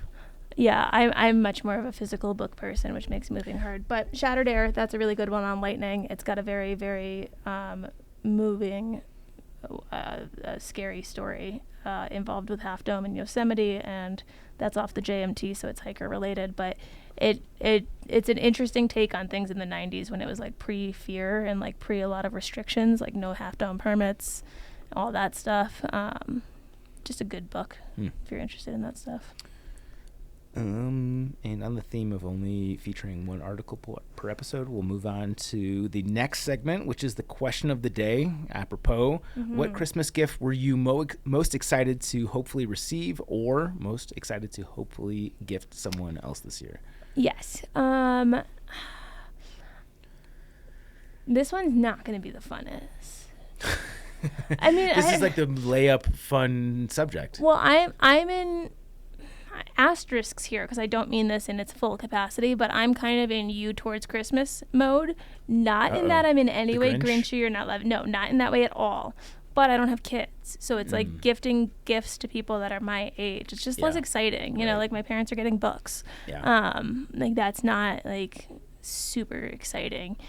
But Garrett, I got him one that he gets to open on December 1st. Because it is a Lego Star Wars Advent calendar. So every day of December, he gets to open a new door flap. And they do these for every year, I've learned. So 2023 has its specific ones, so they don't overlap figurines. How many Lego pieces are in a day?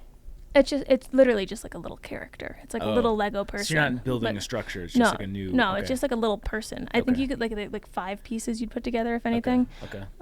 But for his birthday this year, back in May, I got him a Lego Star Wars set because he was getting more vocal about Star Wars. I think that was just comfort in the relationship. And like, you know, the personality that likes Legos. You know, he didn't know he liked Legos at that point, but I knew him, and I knew this guy will love Legos. But he grew up with Legos, right? Everyone grew up Maybe. with Legos. He just he got the present and he wasn't even sure if he liked it for his birthday present. Like he was like, what am I going to do with this? Yeah. And then he built the Lego set, and my how we have gone down a rabbit hole. You know him better than he knows himself. His bookshelf is no longer full of books. Those have migrated to our bookshelf. Yeah. It is now a Lego display case for all of his Star Wars Lego sets. He won't touch Legos that are less than 1,000 pieces. Like, this guy is into Legos. You've created a monster. Yeah, he just finished the Hogwarts Castle. It was 2 books and like 21 bags. He goes by how many bags there are. Okay. Like when you get a box of Legos, they separate the pieces by bag, and it correlates with sections of the book with the instructions. Yeah.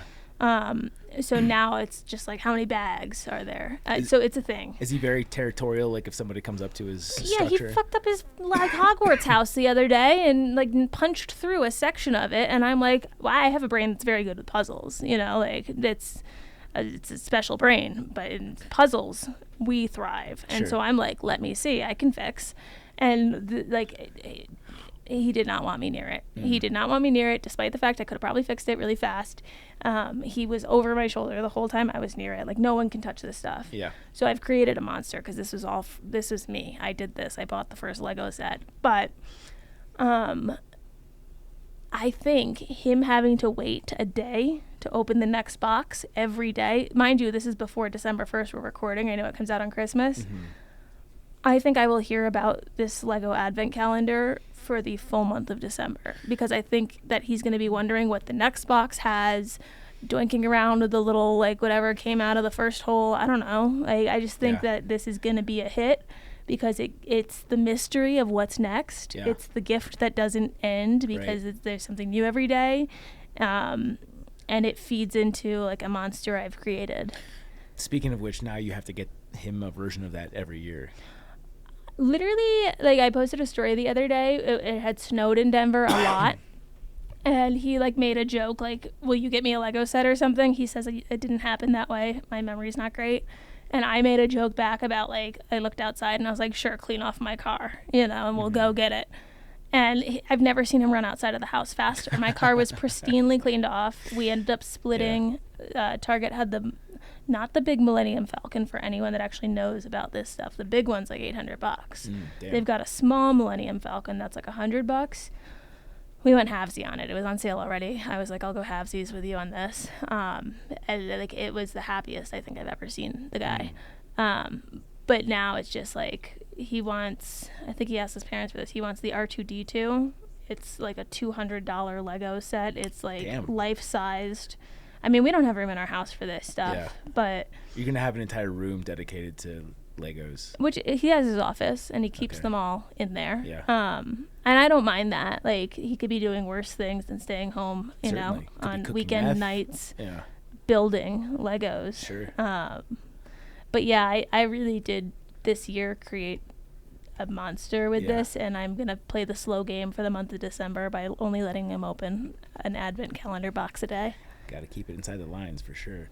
Jenna and I are not doing gifts for each other, so I'm not expecting gifts, and I'm not getting her anything. Childcare and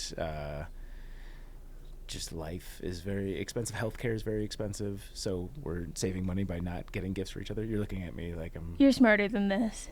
No, we've progressively scaled down the gifts, and she stayed within the boundaries. If anything, I'm the one who cheats and ends up going outside of that. But you should still cheat and go outside of that. Yeah, we'll see. As of today, November 22nd, I haven't broken, but we'll see. Maybe. She pushed out 2 babies for you this year. Yeah. Get her a shiny piece of jewelry. I gave her those kids. Did you give her a push present? A push present. That's the gift. Usually it's an expensive piece of jewelry you give someone for pushing out a child for you. I've never heard of that. Oh, you don't watch enough Housewives. So I have to get her It's 2? a push present. Yeah, I mean, fuck, she probably tore her vagina for you. Like, the least you could do. She tore her vagina for us. Anyways. Get her something shiny. The gift that I'm excited to give, and this took some convincing from her to me, because I tend to be frugal with things, and life is very expensive right now. But this is something I wanted as a kid. Is one of our neighbors has this for their children, and Leo lights up every time he sees it. It's like one of the small big wheels things, like I think it's a Jeep. I don't know. Oh, the ones that they can drive. Like a motorized thing. Yeah, those rock. It goes like maybe 5 miles per hour. I want one of those. Yeah, but Leo, I hope you're not listening to this Daddy's podcast. He doesn't listen to the podcast, but that's the gift. I don't think we've gotten it yet, but there's been talks about that happening. Oh, those rock. One kid in my neighborhood, Tim, had one when we were growing up, and like, it was all the rage to be able to ride shoddy in that thing. Yeah, there's like a 6-year-old girl across the street who has one, and like she will let Leo sit shotgun on it sometimes, and he'll like freak out because he wants to drive it. Mm-hmm. And then when it comes to time that we actually have to like drag him inside, he just bawls every single time. Same. I can't tell you. My parents are listening. My dad always listens. I wanted one so bad. Yeah. They never. It is the They coolest never even gift. humored it. It was just like, the things that they just say no to, and you have no wiggle room there. Yeah. It was one of those no's. Yeah, I know. I wanted one too. Never got it, but it sounds like Leo's gonna get one. Wow, good Christmas for Leo. Yeah, he definitely won Christmas. You for can sure. literally like hold a beer and he can drive you around the block and come back. Yeah, and this is the first year where he's actually like aware of what Santa is. Like, I ask him all the time. I'm like, buddy, who brings the presents on Christmas? He's like, Santa brings the presents. And he's like, do they come for good boys or bad boys? He's like, bad boys. I'm like, no, because I've trained him that he's bad in like a loving way, but He's a toddler. He's naughty all the time. He's always spilling stuff. He's always doing the exact opposite of what you want him to do. But yeah, he's too adorable. So Yeah, he is getting cuter. I will say, like your stories, he's left that like pre-1-year-old baby phase where they kind of look like aliens, and he's entered like cute. He's hardcore cute, and I was warned that 3 was infinitely harder than 2. They call them 3-nagers because they just become much more defiant, and we're learning that he's entering hardcore into that phase. So yeah, I can't wait. I hope we're still. I mean, I don't know. Maybe we won't be. Maybe we will be. Hard to tell. If we are still thriving and on air when and he you've like got kids. No, I'm thinking like when Leo gets like older-ish. Yeah. I can't wait to see the shit he puts you through. Oh, well, at that point, we'll have 2 3-nagers, and that'll be, I'll just be fully gray at that point. But Yeah. Cool. Well, let's go to the next Christmas-themed segment, which is the Triple Crown of Holiday Traditions. Yeah. Do you have any good ones for this? I do have a couple of ones that I suspect are unique to my household. The first one being... this is a general tradition, which I've joined on with. I fully subscribe to this, but either starting on Christmas Eve or Christmas morning, she goes through and watches all of the Office Christmas-themed episodes. Oh, I like that. Yeah. So I think 7, 8 episodes maybe, something like that. But she's obsessed with The Office, like watches it on repeat anytime that she just doesn't know what to watch. And yeah, on Christmas she goes through and watches all the Christmas episodes. Love that. Yeah. Okay, this one isn't like a current one, but this is like a childhood nostalgia. So I've mentioned the farmhouse. Like my parents have a farmhouse in upstate New York. And in this point of my mindset, like where I'm telling this story from, they still live right outside New York City. Not the case anymore. They retired. They moved upstate, whatever. But in this point of my mindset, it's the age where they lived downstate. So at the farmhouse, it's like right outside. It's on a bunch of acres of woods, and there's a big field across from the house. And when we were really young, there's a big tree that's like right across the street from the mailbox on the edge of this field. That's just this freaking massive pine tree, and we used to call it the mommy tree. It was like the biggest one in the forest, right? So like whenever we'd get up there driving as kids, it would be like, oh, like we see the mommy tree, we're here, you know. But also called the mommy tree because it let off all these pine like seeds. I don't know, however they make more trees. Mm-hmm. And they would scatter the field, and then little pine trees would grow. And so my dad would always go and cut down some of these pine trees when they'd get to like respectable heights, and he would bring them down. And our driveway at my home house, like the one pre-retirement, the driveway had a line of trees, like pine trees, and they were all replanted from the mommy tree. So we'd add a new tree. And so every Christmas we would pick one of those trees and we'd cut it down, and that would be the Christmas tree. He'd drag it inside, you know, etc. And then we'd go back upstate and we would pick a different tree from the mommy tree to bring down to replant in its spot. So every Christmas we had a live tree. I've never been to a place to buy a tree, like how you can go get a tree. Yeah. Since moving here, like I'll do a plastic one because I don't have like a permanent settled home. I'm just renting. Mm-hmm. But like nothing, everyone who has had a real tree knows nothing beats a real tree with the smell. Right. But it was also very cool because you knew it came from the mommy tree and you knew it was from up there. And that was just like something no one else at school had that story. Yeah, that's cool.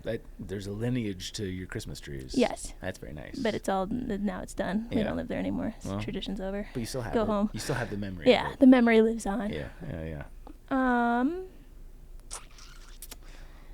We're not really a traditional bunch. A Christmas Story, that movie. I've mentioned this before when we talked about the Triple Crown of Christmas movies. We watch it every Christmas Eve. Aside, growing up, would you do Christmas Eve or Christmas morning? Christmas morning. Same. I feel like a lot of people I know do it Christmas Eve, and that always felt so alien to me. I've heard people do a present on Christmas Eve. I think Garrett's family, I'm going to them for Christmas, like the actual day. They've got this is a different Christmas for us. This is going to be a back and forth out to left field Triple Crown. But they've got a different Christmas than my family does in terms of Garrett's brother has a son that's a year old. So for them, it's more important. I think this isn't coming from them, it's coming from me. But I think it's when we were deciding who goes where for Christmas, I think it's more important that they do Christmas on the day of, because they've got this child who's like learning about it. Whereas like my parents, like, you know, it doesn't fucking matter if we're doing Christmas on the weekend before. Like, let's just pretend it's the day of. No one's crying, you know? Right. But what I'm gathering from the prep for this Christmas at his place is that they do matching pajamas that you open the night before, and you wear the matching pajamas to bed. So that seems kind of cool. I've never done that. Yeah. But no, we do Christmas on Christmas morning, and the rule has always been you have to wait for everyone to be up for the presents, but stockings are fair game. So like that was the way to keep us occupied. So whenever you got up, you could just go dig into the stockings? Once you get up, you can go tear apart your stocking, and then that has to occupy you. You have to wait for presents until everyone is awake and ready, and they've got their coffee, and, you know, like the anticipation has built. Then you can do presents. Sure. But stockings, fair game, no restrictions. Wake up, do that. Just don't wake us up yet. There's something especially romantic about stocking gifts. I don't know what it is, but last year I think a lot of people hang their stockings over like a fireplace. Yeah. And Jenna put the presents in there like a couple days before Christmas just to like liven up the Christmas atmosphere. And we both learned that we stuffed each other's stockings with chocolate gifts. Oh. So when we opened the gifts, they were just a bunch of fucking melted chocolate. So our stockings were a bit different. And I think this is like an Italian tradition. I think. Just a bunch of fettuccine? Well, it also could be like a poor person tradition, because like neither of my parents grew up with money. Like both of them came from like not wealthy homes. But I always grew up thinking it was an Italian tradition, but they would fill the stockings with oranges. And then at the top, they'd put some chocolates and stuff. But like 90% of your stocking is oranges. And that's what I always knew growing up. And part of why I think like maybe this isn't purely Italian is because some people have been confused at that I thought would surely get that. And then I like thinking it through, I'm like, well, if they didn't have a lot of money growing up, like that's a good way to fill space in a stocking.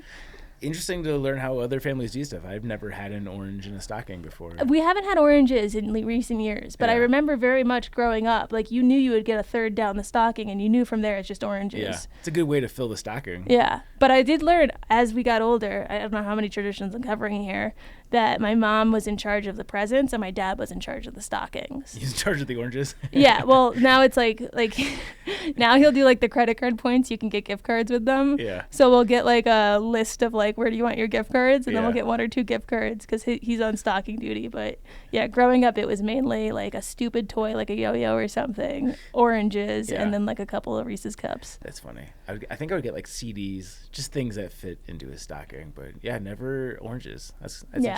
Like 5 or 6. Yeah. Huh. Yeah. Let's see, which is my next one? We're doing holiday traditions, not Christmas traditions. And what? My birthday, that's what we got on the show notes here, right? Oh, you cheater. You can't do your birthday? Yeah, my birthday is December 27th, Fine. right in the heart of holiday season. Okay. So I've suffered in so many ways. I get to lump my birthday into this triple crown. I think I've talked about this on the podcast before, but my tradition, this is probably 15 years strong or so, is I love donuts so much that I restrict the number of days per year that I can eat them, and I just go fucking off the walls on my birthday. We'll get a dozen donuts. We might have to get more now because Leo also loves donuts. But if we got a dozen donuts, I'm eating 9 of them. How many donuts do you think you could eat before you have to stop? I've tested that limit several times. I'm usually 6 is where like I start to feel full and hate myself. But like I feel like I've held out on donuts for so long throughout the year that I just need to pound more into my body. It's not all, I don't always eat them in one sitting. Typically it's like 4 or 5 in one go, and then I'll snack on them throughout the day. But the guilt of the donut consumption is so strong that I'll just go out and have like the hardest workout on my birthday because I've eaten probably 2,000 calories worth of donuts. When is your next donut day after your birthday? Or is it just your birthday? Sometimes I'll do donuts on my half birthday as like a mini celebration. Right. But donuts cross my mind often, and I almost never act on them. If I'm feeling like, especially in a bad mood, sometimes I'll break down and I'll get a dozen donuts. But I'd say at most aside from my birthday, at most twice, two to three times per year. Two things this makes me think of. One, this is an obvious Patreon episode. Just where, me consuming donuts? Yeah, we see how many donuts you can eat. Sure. I don't like an audience. I'm Well, it's just me and the camera. It's me and the camera. Okay, fine. So yeah, donut Patreon I think is an idea. And then also back when YouTube was like brand new, there was a YouTuber I used to watch who did some sort of donut like running challenge where she had to run like a mile or 3 miles or something, and every interval of whatever she had to eat a donut. And that also sounds like a good Patreon episode. Yeah.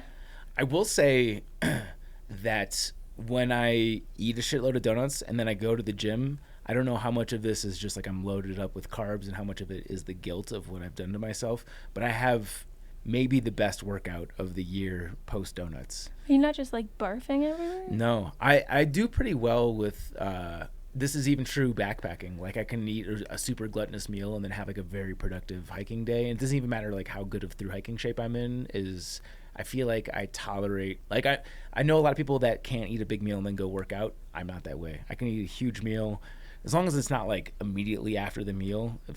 Even if I get like a half hour, I can go function totally fine. Yeah. If you are a Patreon supporter and you are with us on Patreon, send us a message and let us know if you want Zach to do Donut Day as an episode, because I think that me just telling him isn't going to be enough convincing. But if you guys would also think this is funny to watch, let us know. I stand by the fact that eating one donut, I think, is the hardest thing that a person could do. Oh, no. I either need to have a minimum of 3 or it'd be way easier to have 0. For me, the problem is I want different tastes. Like I want the Boston cream. I want the strawberry frosted with sprinkles. I want the voodoo grape, which is such a weird taste if you've ever had the grape voodoo donuts. Yeah, that's not my donut. That's not my direction. But with all those, I only want like a bite.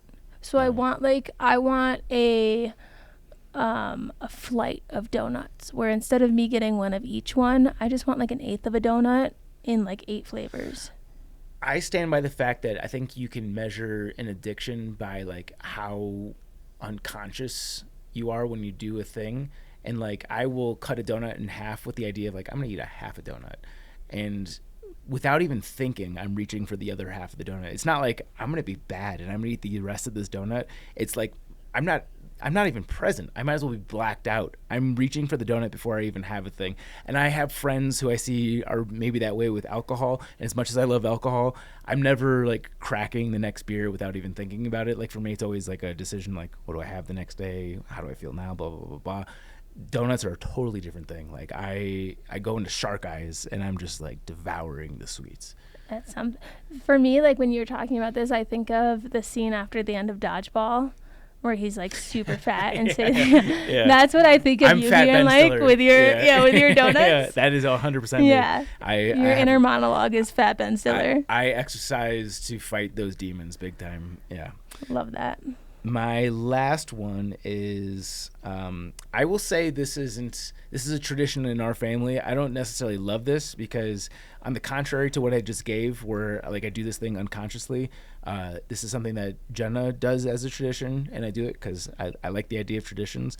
But for Christmas Eve, she does fettuccine Alfredo. So we do that every Christmas Eve. I make it, and that's a thing that's very easy for me. I can eat like a small amount of it and be like, I feel like shit. This isn't scratching the itch, but it is a tradition, and we do it, and it's a tradition. Okay. Yeah. It's another one. I don't really have many at the moment. It's kind of like a limbo. You guys are in the early stages of your togetherhood. You can start to form these things. Yeah, no, I just mean like they fuck things up when they decided to retire and move. Like, I was referring to your significant other. I mean that's like a different realm. Sure. But in terms of the stuff that we usually do, now there's stuff that we no longer do because we're not where we were. It still counts. But we used to, like, my best friend's family lives across the street from us, and we became friends because their family moved across the street and started going to our church.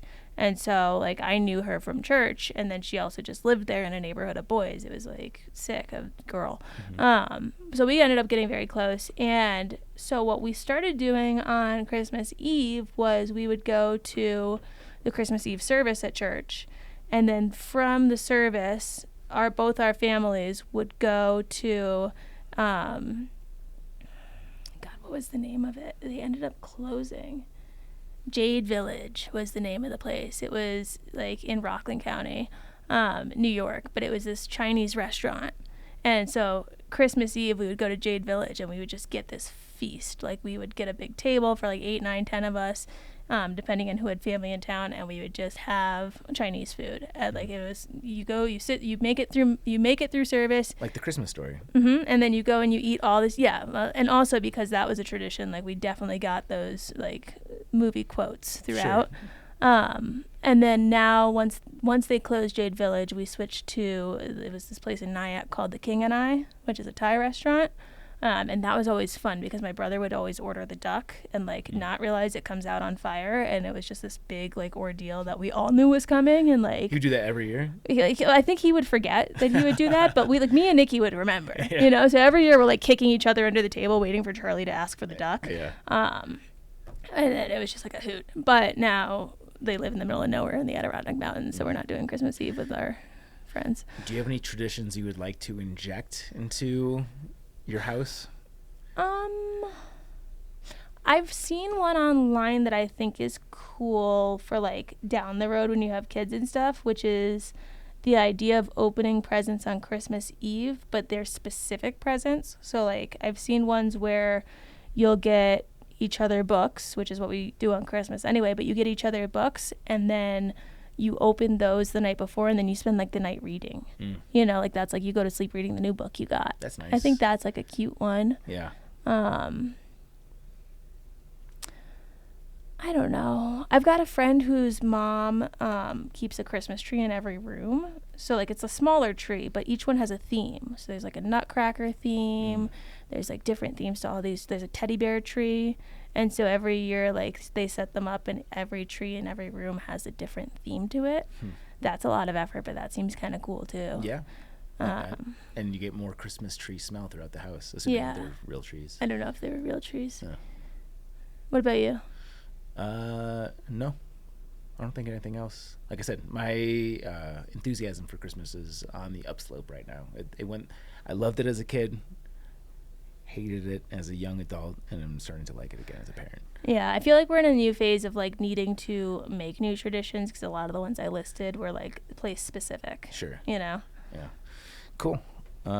Well, love to hear your guys' holiday traditions, because I'm sure there's a billion out there, right? Like, who knows where these things stem from? So. Well, I also want to hear the ones that aren't Christmas, because I'm very familiar with the Christmas ones. But if you do other stuff that maybe isn't exactly Christmas-centric, like, you know, you celebrate a different holiday, I think stuff like that's very interesting. Yeah. My mom is Jewish. I am technically Jewish as well. I know nothing about the religion, but we have started making latkes on the first day of Hanukkah. And I will say, that's a delicious food. Holy shit. Potato pancakes. Yeah, I used to get an invite to my friends for like Passover, Hanukkah, like that sort of stuff. And I cherished those invites because that food slaps. Yeah. There's a Israeli restaurant in Denver, Safta. I haven't been, but I've heard nothing but amazing things. It's high on the bucket list. Yeah. You know. To our next segment, I know we've pumped our new voicemail provider. You've heard my beef with the previous one. I loved that.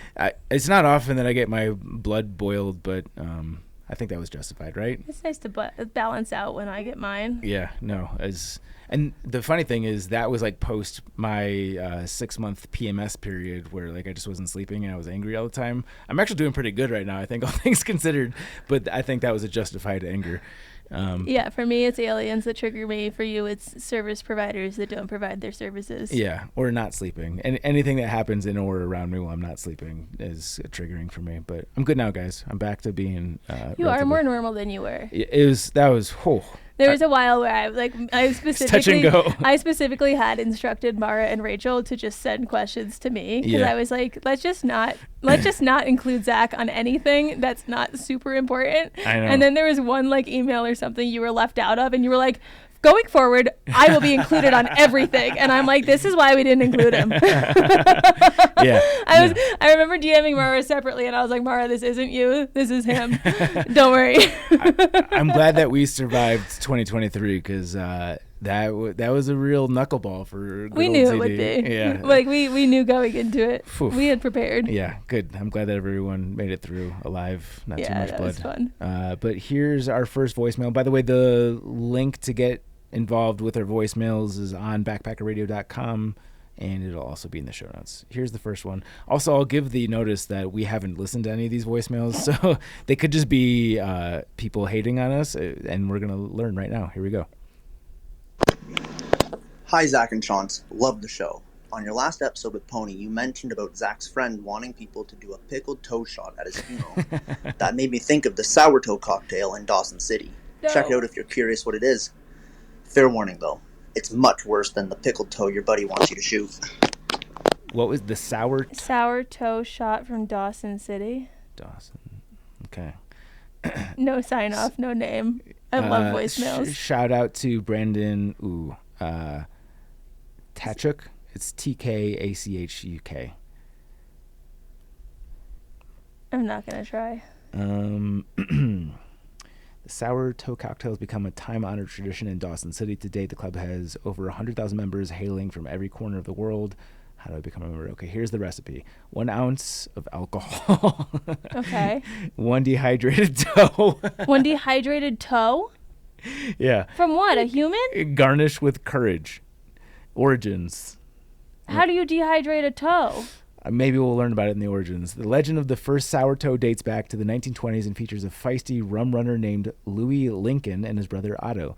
During one of their cross-border deliveries, they ran into an awful blizzard. In an effort to help direct his dog team, Louis stepped off the sled and into some icy overflow, soaking his foot thoroughly. Oh, no. Fearing that the police were on their trail, they continued on their journey. Unfortunately, the prolonged exposure to the cold caused Louis' big toe to become frozen solid. To prevent gangrene, the faithful Otto performed the amputation using a wood-cutting axe and some overproof rum for anesthesia. To commemorate this moment, the brothers preserved the toe in a jar of alcohol. Years later, while cleaning out an abandoned cabin, the toe was discovered by Captain Dick Stevenson.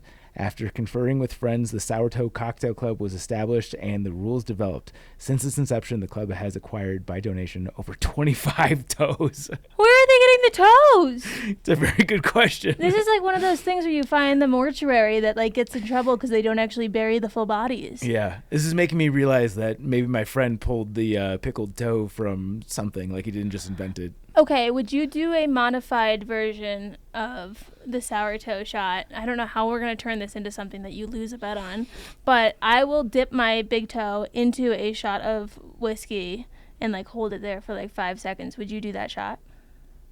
Drink the whiskey? Well, drink the shot that I dip my toe in for about 5 seconds. That wouldn't faze me at all. Okay, where's a cup? You said it wouldn't faze you at all. Can we save this for Palooza? I'll do it. No. We're going to have so much better content at Palooza. You want to do it? Yeah. Go get yourself a cup. I'm going to dip my little toe into it.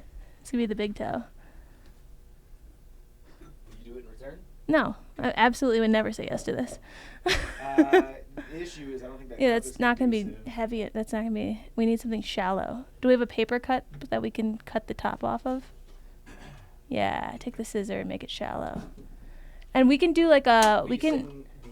I'll read the mailbag while my toe sticks in it.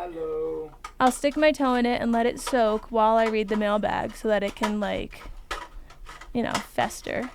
It's funny that the foot skin bothered me significantly. And my toe... I mean, we're just that close. You know what it is I have faith that alcohol kills everything. So, like, if you would have put the foot skin in some alcohol, I might have felt differently about it. But No, you would not have. I mean, I don't know. Okay, well, here, pour your shot, and then I'll prep the toe. Do you want left foot or right foot? If I'm doing this, you have to at least have the equivalent amount of whiskey. Sure. Okay. Easy, yes. Yeah, your dealer's choice in toe. Well, I'm a lefty, so left would be my dominant toe. Do you want dominant or non-dominant toe? Here. In order for this to work, I'm going to have to pour a lot of whiskey in here, so you're going to have half of it. So No. I'll tilt the cup. Don't you worry about my method. I'll get the toe in there. Okay. That's a lot. Yeah, well, that is a lot. I don't need that much. Hold on. I've got to get this looking good for the YouTube. Really, this is just clout for the internet. We used to have shot glasses. I don't know what I know, we did used to have shot glasses. I think I have one in my car, but I don't want to go look for it. We're just gonna drink out of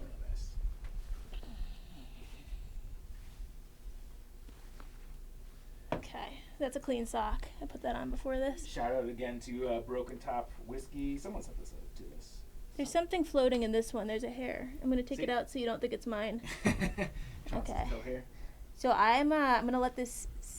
You're right. This is a little. Do you have the scissor? I'm gonna cut it a little shallower. I'll play the other voicemail while you're properly marinating the toe Sure. shot. So that's the sour toe cocktail recipe. Thank you for that. Thank you for that. This is gonna be funny. And our next voicemail is from Horizon. This one's a little bit Oh, longer. I got plastic in your cup. That bothers me more than the toe. Yeah, I'm gonna have to pick that out with my fingers. Hey BPR, this is Horizon. Just wanted to throw a quick rant PSA thingy out there. If you're gonna take even like a shorter, maybe a couple of days backpacking trip, shakedown thing, and your only like phone navigation option is All Trails because it's not available on Far Out or something, go with like a map and compass or something instead. For real, All Trails sucks. It had me cross the same river, not kidding, within like 5 miles. It had me cross the same river like 30 times before it finally got away from that. Anyway, All Trails sucks. I'm smelly. I'm going to go shower. Rant over. Do you think he was describing his state, or is that his trail name? Is he a stinky guy, or is that just his trail name? Oh, I don't know. Like, is his name Smelly? That's kind of what I heard the first time, but I'm not sure. Yeah. I'm a little preoccupied. yeah. Well, shout out to you guys. Thank you very much for the note. I guess we'll call that an anti-ad for All Trails. I will say All Trails is very cool for discovering day hikes. I've never used Yeah. it for like a GPS navigation. It's good tool. for finding day hikes that you can bring dogs on. Yeah. But yeah. We love your guys' voicemails. The link to get involved again is on backpackerradio.com, or you can find it through the show notes. I don't actually have the link handy, otherwise I'd give it to you, but I think it's too chaotic to even relay over air anyways. Do you want me to do the 5-star review, or should we drink some whiskey? No, this has to sit. I can do you do the 5-star review, I'll do the mailbag. Okay. Why am I not seeing the mailbag? Oh, I'm on the wrong show notes. That's very why. wrong. Okay. I almost read the wrong thing. 5-star review. This is from Paul Heels. Title is, If 5 stars was a dookie. Y'all look. Paul here from Bass and Brews Podcasts. Love promoting other people's podcasts. I'm somewhat out of shape and a little fat. I have no reason to be listening to a hiking podcast, but here I am living my skinny mountain goat life through this podcast. I do love camping and have gathered a ton of useful info. It's the entertainment that y'all so gloriously provide that makes me so happy to have found y'all. I probably speak for all the listeners who vicariously lived their hiking lives through your show in saying, good job doing what you do and talking a lot about poo-poo. Keep crushing it. I love White Claw Surge. Is that like a cocktail? I don't know. Oh, that was how he ended the review. So Okay. I ended on the up. I should have been in the down. I love White Claw Surge. That's from Paul Heels. Thank you, Paul. Appreciate you. If you guys want to have your review read on this podcast, head on over to Apple Podcasts. Leave any number of stars, just not 1, 2, 3, or 4. And you can promote your podcast. You can promote whatever you want to promote. You can say pretty much anything, and we'll read it on the podcast. Yeah, you just can't bash a past guest. Yeah, that's where we draw the line. That was we at once upon a time said that we would say anything, and then someone found our boundary, and that was it. Yeah. Yeah. It's not the I think funniest it's pretty soaked at this point. I know, my toe is soaked. I was gonna ask like what you would have to get paid to suck the whiskey off my toe, and then I thought that thought through, and I was like, I think that like could technically be considered infidelity to some. Oh, Like, that's to foot pretty people, sexual, foot right? people certainly. But like, yeah. what if neither of you are foot? Like, I'm not a foot person. I just like Yeah. the joke of it. I don't want you sucking my toe. I'm honestly jealous of people that are foot people because I feel like feet are so available. Like the stuff that's floating in this isn't from my toe. Sure. I just want to let you know that. Sure, There's sure. a piece of small plastic I couldn't get out, and then there's like a hair that was just in the cup. Well, I'll drink this. Somehow all 5 of my Parslets. toes are wet. Yeah, well, It was just like absorbed on one and yeah, I'm down seeing this is like a smoothie. Yeah, I see a hair. pineapple tea. You got yours right there. Yeah. Do you want me to soak my toe in Sorry, it? my foot's wet. Would my toe gross you out? Yeah, absolutely. Yeah, I do have hairy I would never toes. agree to that. Okay. This is a lot that you put in this cup. That's my primary opposition to this. This is more than a shot. You poured it. I did do that. All right, cheers.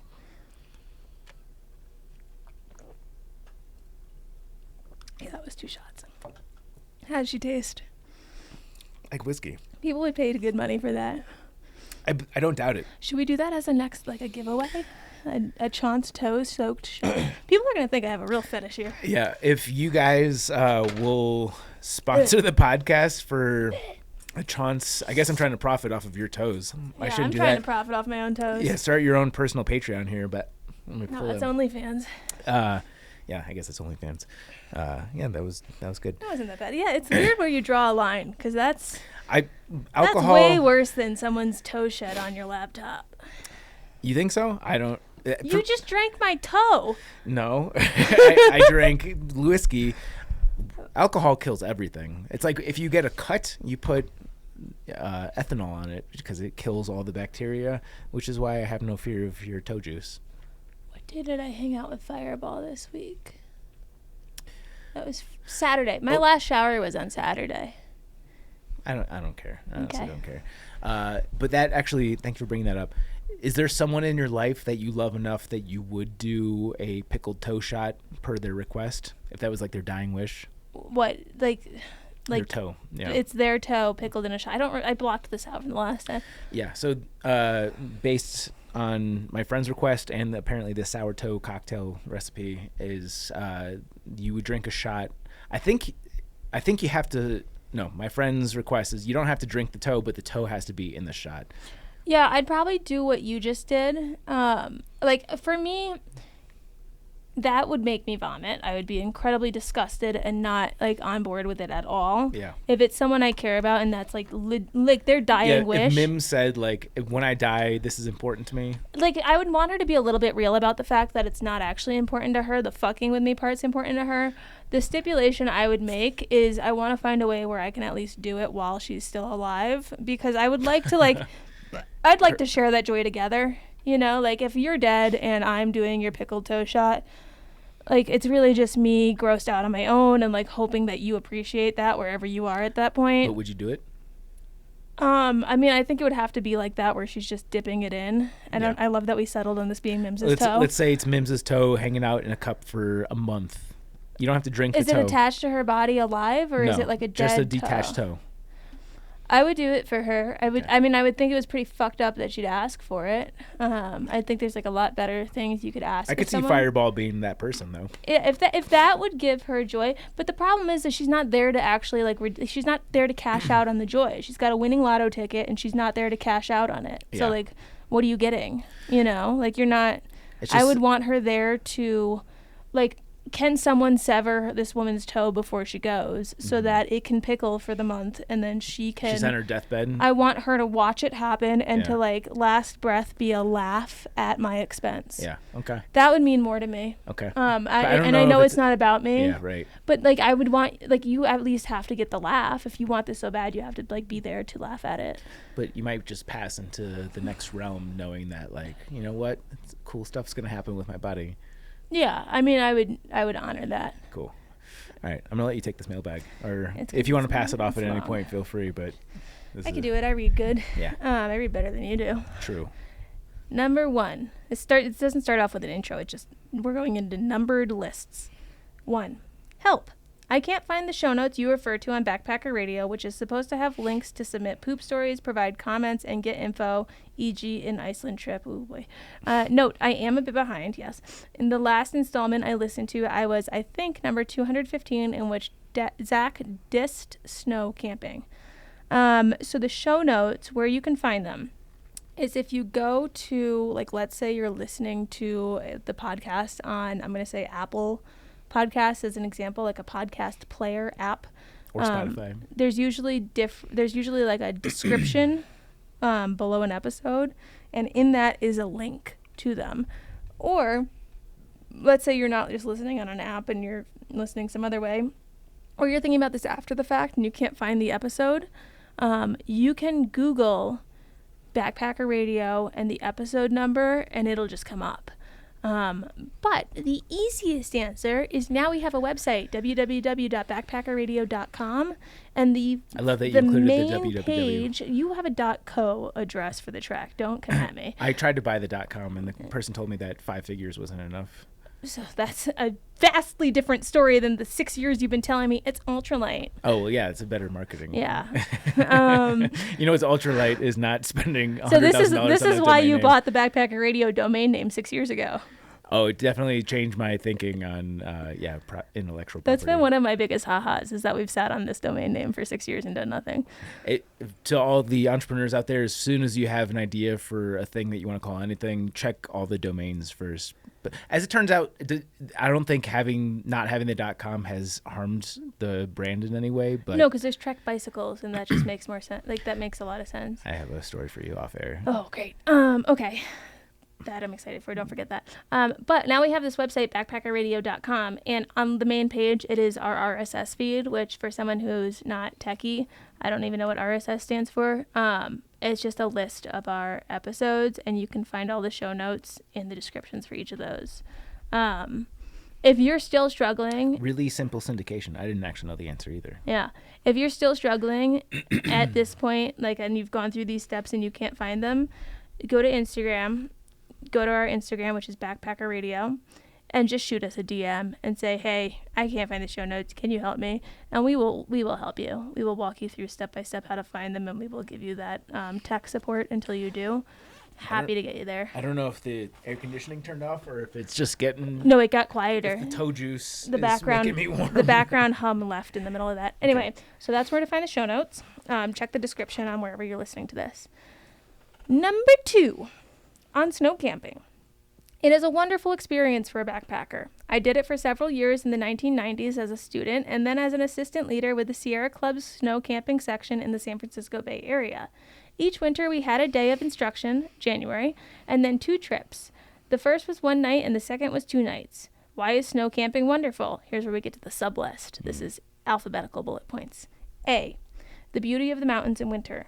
B, the quiet of the mountains in winter. C, not crowded at all in winter. D, no bugs. E, you dress for the cold and it's fine. The Sierras is not as cold, probably, as the Rockies would be. F. Singular Sierra. Yeah, I was going to let that slip, but no. You F. correct me on everything. F. I do. You build a kitchen in the snow, a circular trench in the snow in which you sit on the ground and put your stove on the island. It is a wonderful group kitchen. Yes, we cook hot meals in the winter. No cold soaking in that season. That I can get behind. G, new sleeping options. You can dig a snow cave. You can dig a snow trench, my choice, which is a trench maybe 3 feet deep, which you cover with a tarp or a ground cloth. It keeps the snow off as it snows, and the snow on all sides acts as an insulator, so it's easy to stay warm with a decent bag. Many people also pitch tents in the snow using a dead man technique for the stakes or snow stakes. H, yes, we carry wag bags to carry our poop out. We usually don't dig down to the ground. I, it is fun going in winter to places you hike in the summer. Is that like a pro winter camping? Because to me that seems like an anti-winter camping. I think this might have just been like an in-passing thing I've inquired like about. a leave no trace. Yeah, like I've probably been like, what do you do? Yeah. I imagine in passing on an episode when I've bitched about snow camping, Sure. I have brought up, what do you do with your shit? Yeah. So I'm sure that's a response to that. It's a good thing to stipulate, but for me that's a reason to... Not snow camp. I've got some pretty heavy dumps. I don't mind wag bagging my shit. I feel like there's something powerful about carrying. Powerful should be a word. Powerful, yeah, that's even more powerful sounding than powerful. Yeah. Yeah. Someone please make that your trail name in the coming Powerful. years. There's something powerful about carrying your shit with you and being like, this is mine. Yeah. I did this. Yeah. Anyway, it is fun going in winter to places you hike in the summer. One of the 2-day trips we did back when I'm really hot right now. It's warm. One of the 2-day trips. And you didn't even drink toe juice. No, trust me, my toes are hot.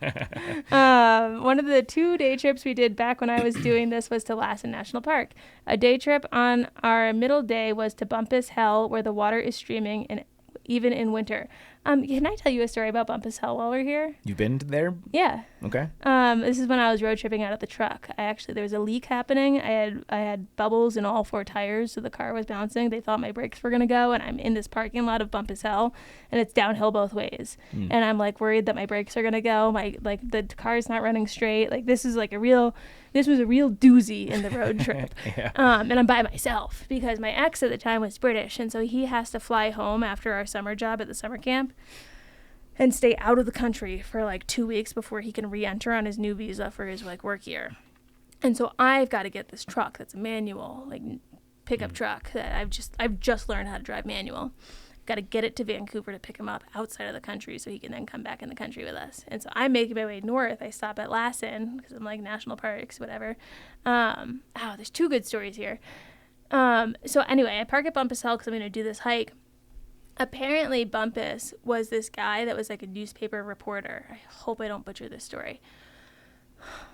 He was this newspaper reporter, and he had like gone through Lassen before it was Lassen National Park. So there's no like little footbridges, none of this shit. He gets to this area and he's like, this is sick. Like I'm going to bring back like people to come see this because it's just like this is awesome what the ground's doing with the geothermal stuff and all that.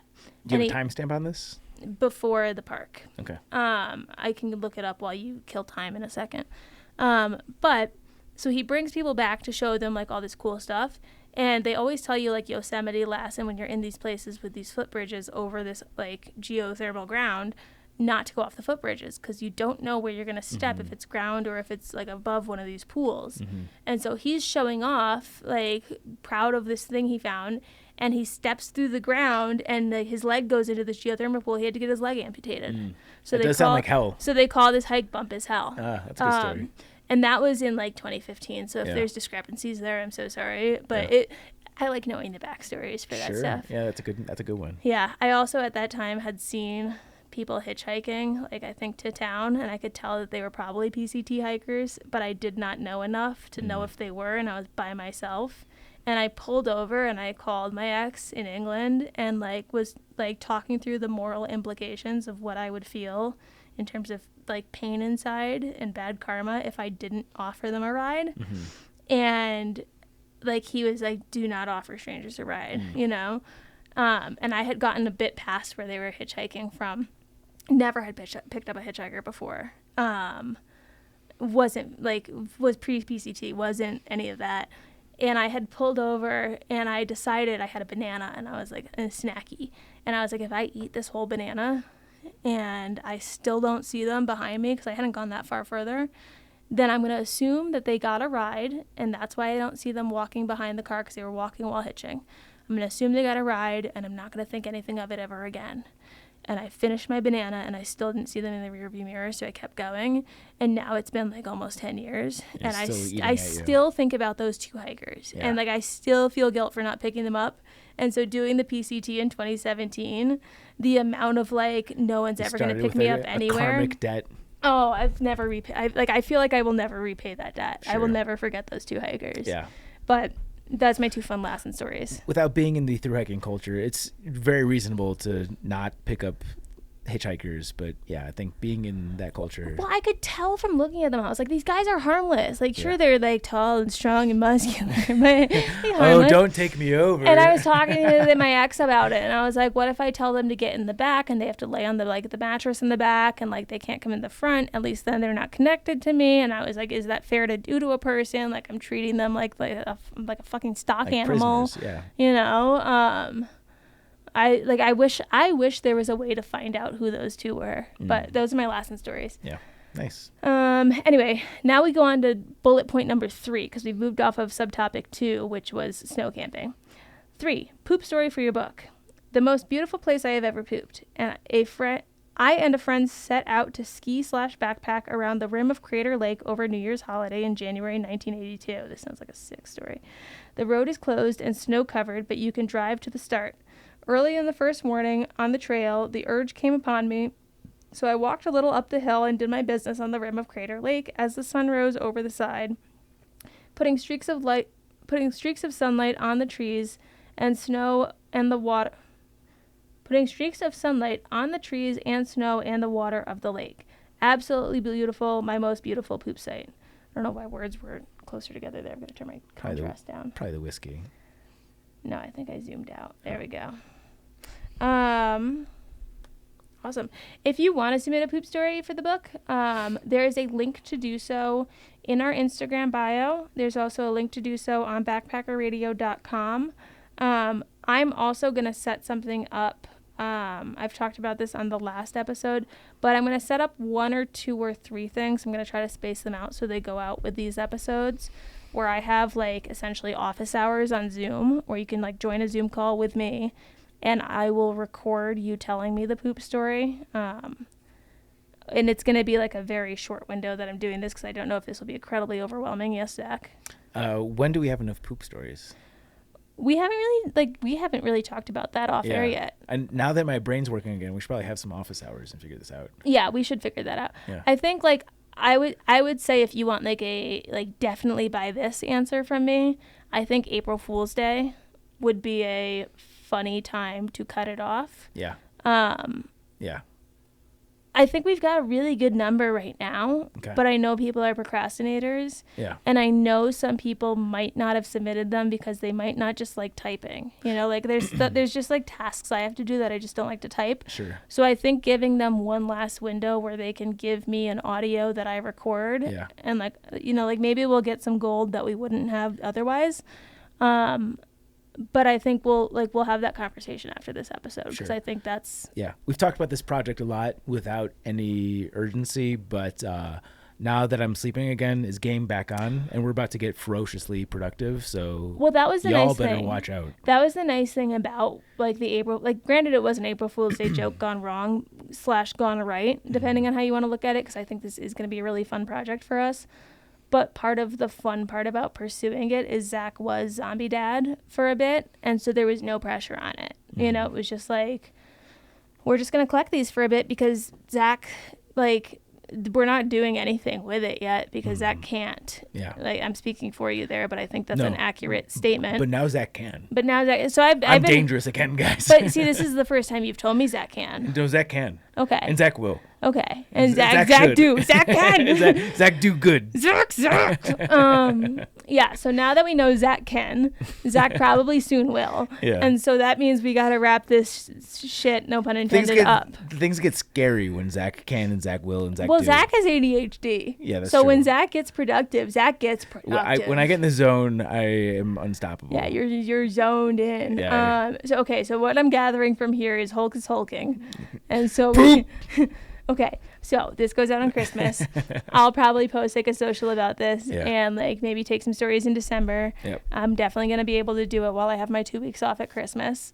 And then since this comes out at Christmas, I'll probably extend it for like a week or 2. So all that to say, if you don't currently follow us on social, my area of expertise, if we were to call any of this an area of expertise, is Instagram. It's just my most familiar platform.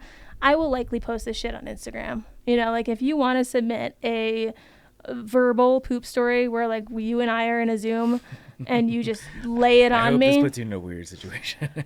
I'm open. I'm fine with that. You're asking for people to lay shit stories on you. You know what, Zach? I am open for the quality of this book. I'm open to doing that. Maybe you're not. Maybe you're not as committed as I am. Yeah, I'm not ready for people to lay their shit on me. I want to see the meat before it gets cooked. I think you're asking for the meat to get on you after it's cooked. No, the meat's the person talking, and then the cooking is them laying the story on me. Oh, I was referring to the metaphor where someone's taking a dump on you. Okay, no, I didn't put that together. Anyway, but all that to say, follow us on Instagram, because I will likely say it either in a in-feed post that causes Mara some stress because I'm fucking with her schedule that's so nicely laid out and organized, or I will just like sporadically like in a hyper focus just spam this on the stories, and probably just like open up a Zoom link and just like sit in it, or do like a live, like I don't know, I'm gonna do something that just fits in my schedule where I'm like, if anyone wants to do this, go on Instagram, follow us there, watch the stories that we post. You'll see it there. Yeah, that's the only way we can do it that makes sense. Moral of the story is, if you guys have a poop story you would like to contribute to this project, shit or get off the pot. Yeah, it's like, don't wait any longer. If you would like to write it out, it doesn't need to be the most pristinely written. Like, you don't need to be an author. You don't need to be like any skilled writer. We're going to follow up with you if we want to use your story, and we're going to get the details necessary to make it a good story. We're also going to hire an editor. Like, we have big plans for this, Big plans. So we're not going to leave you high and dry and like, And if you don't want to wait for the audio submission, like your inspiration striking, the link for the voicemail is in here, and that's a perfectly suitable way to submit it as well. Yeah, but it is Christmas that you're listening to this. If you're listening the day of, if you're listening late, it might even be 2024. We're not really probably, like I said, April Fools at the beginning because I was flustered and unsure. We probably aren't going to carry this over too far into 2024, so I really wouldn't bank on procrastinating much further. Agreed. I'm the type of procrastinator where, like, and I always thought this in college, I did this with my essays, I think I do better when there's the deadline right there. Like, if everybody's that way. I need impending doom to get me focused. You've vocalized that to me. And I will, and yeah, 100%, because there's been times you've asked me to do stuff and I like haven't, and you've been like, where's this shit? And I've been like, well, when do you need it by? Yeah. And I've been like, if you give me a deadline, I'll probably get it to you early. Yeah. I just need that impending doom. So if you're that type of person where you need that impending, like the cutoff is now, there's nowhere left to procrastinate. The deadline is tomorrow. The fucking The end is near. Yeah. Yeah. We're on this. Share it with us. Yeah. Sticker code.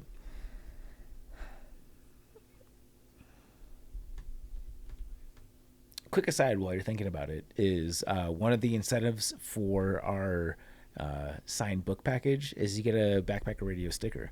This isn't something that we sell. This is something that is earned. But in this rare scenario, this is something that you can actually get without having to be excellent in any way other than supporting our books and getting an excellent...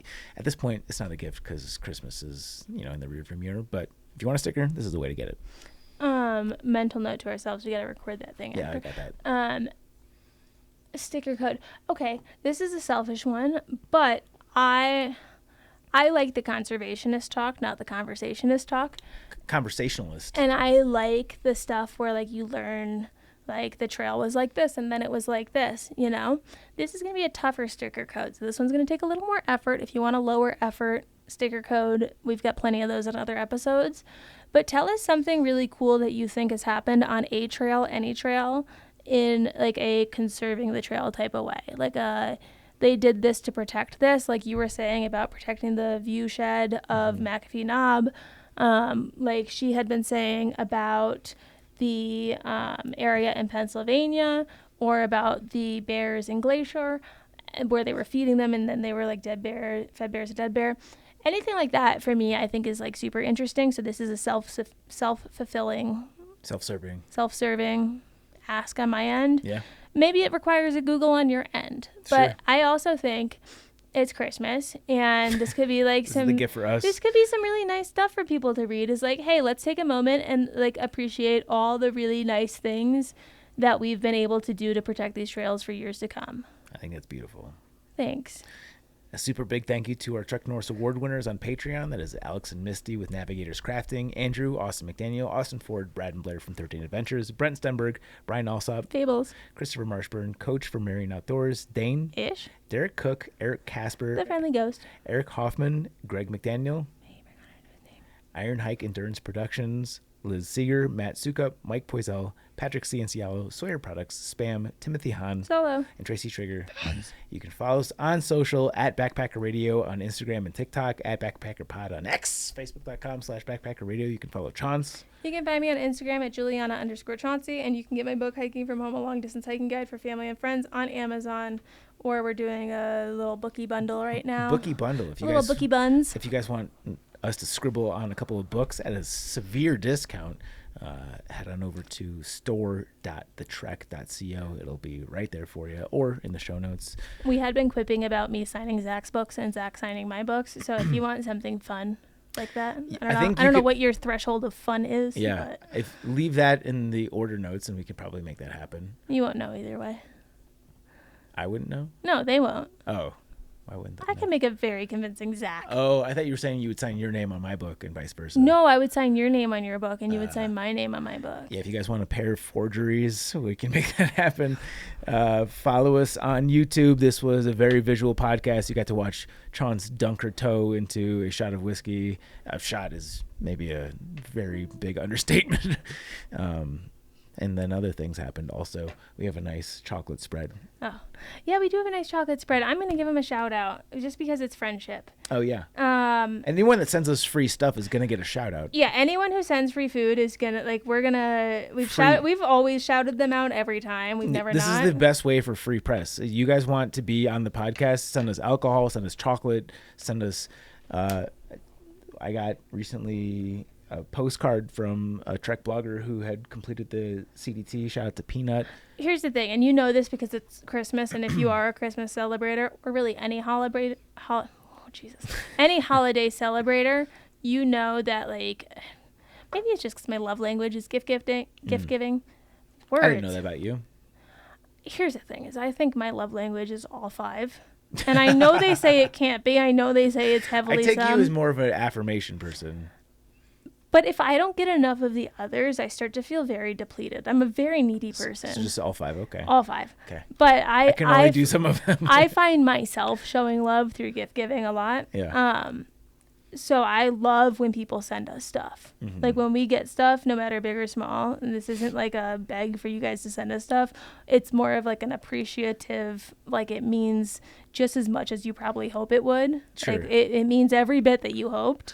I especially like the gifts because we put it in the studio and it enhances the energy of the room. Like it's like you guys are here and we podcast through your energy. I mean, and some of it could be even self-serving. Like some of this stuff that we've been sent, like that's probably good promo. But I it's hope so. Beautiful stuff. Yeah. You know, like it's so kind to send. Anyway, my friend on the AT used to talk about this chocolate shop that he worked at on the Jersey Shore all the time because he's from the Jersey Shore area. And anyone who's hiked, I hope that's probably a majority of listeners or plans to be, knows that anyone who just doesn't shut up about chocolate on a long trail for months is like not doing you the biggest favor. No. But he used to talk about this place all the time, and that was 2019. And he came and stayed with me for like a week and a half this year while doing the CDT, and he was like, I'm going to send you a box of this chocolate. And I was like, sick. Honestly, didn't even expect him to, but I got the box today. It's called Conrad's, Conrad 'S, established 1928. Their Instagram is Conrad1928. It's so good. I've just been sampling this platter in front of us. There was a chocolate covered Oreo. I will say, this is a very honest endorsement, is I've had a lot of chocolate covered pretzels in my days, and usually that's like a hit or miss dessert for me because the pretzel is very stale. The quality of the pretzel inside was superb, and I don't even know this fella. I do like free chocolate of any kind, but this was one of the better chocolate covered pretzels I've ever had. Yeah, I'm like, for me, it's more of like the fun, like the story has come to fruition. I've gotten a close to the chocolate story. But I knew it was going to be good because I told you this story before we started recording, but we had gone to the mall and there was a chocolate place in the mall, and he like went up to the window and I was like, I don't know, this guy works at a candy place. Do you want to go in? And like didn't even look in the window for more than a second. He's like, this stuff's trash. And walked away. He's like, they don't make it on site. I'm like, how did you know that? You barely smelled the store. He's like, they don't make it on site. And he like stormed off. So yeah, I'm just glad I got to try it. This is me shamelessly plugging something for my own sake. Yeah. You know, like this is me being selfish for me. Good. With the platform that I'm given. Yeah, if you're gonna pump chocolate, you might as well pump your friend's chocolate, right? If you're on the Jersey Shore, go to Conrad's. Yeah. And I believe that is it for today's episode. Thank you so much for listening to another marathon episode, and happy hiking. Merry Christmas. Bye. Merry Christmas. And happy holidays.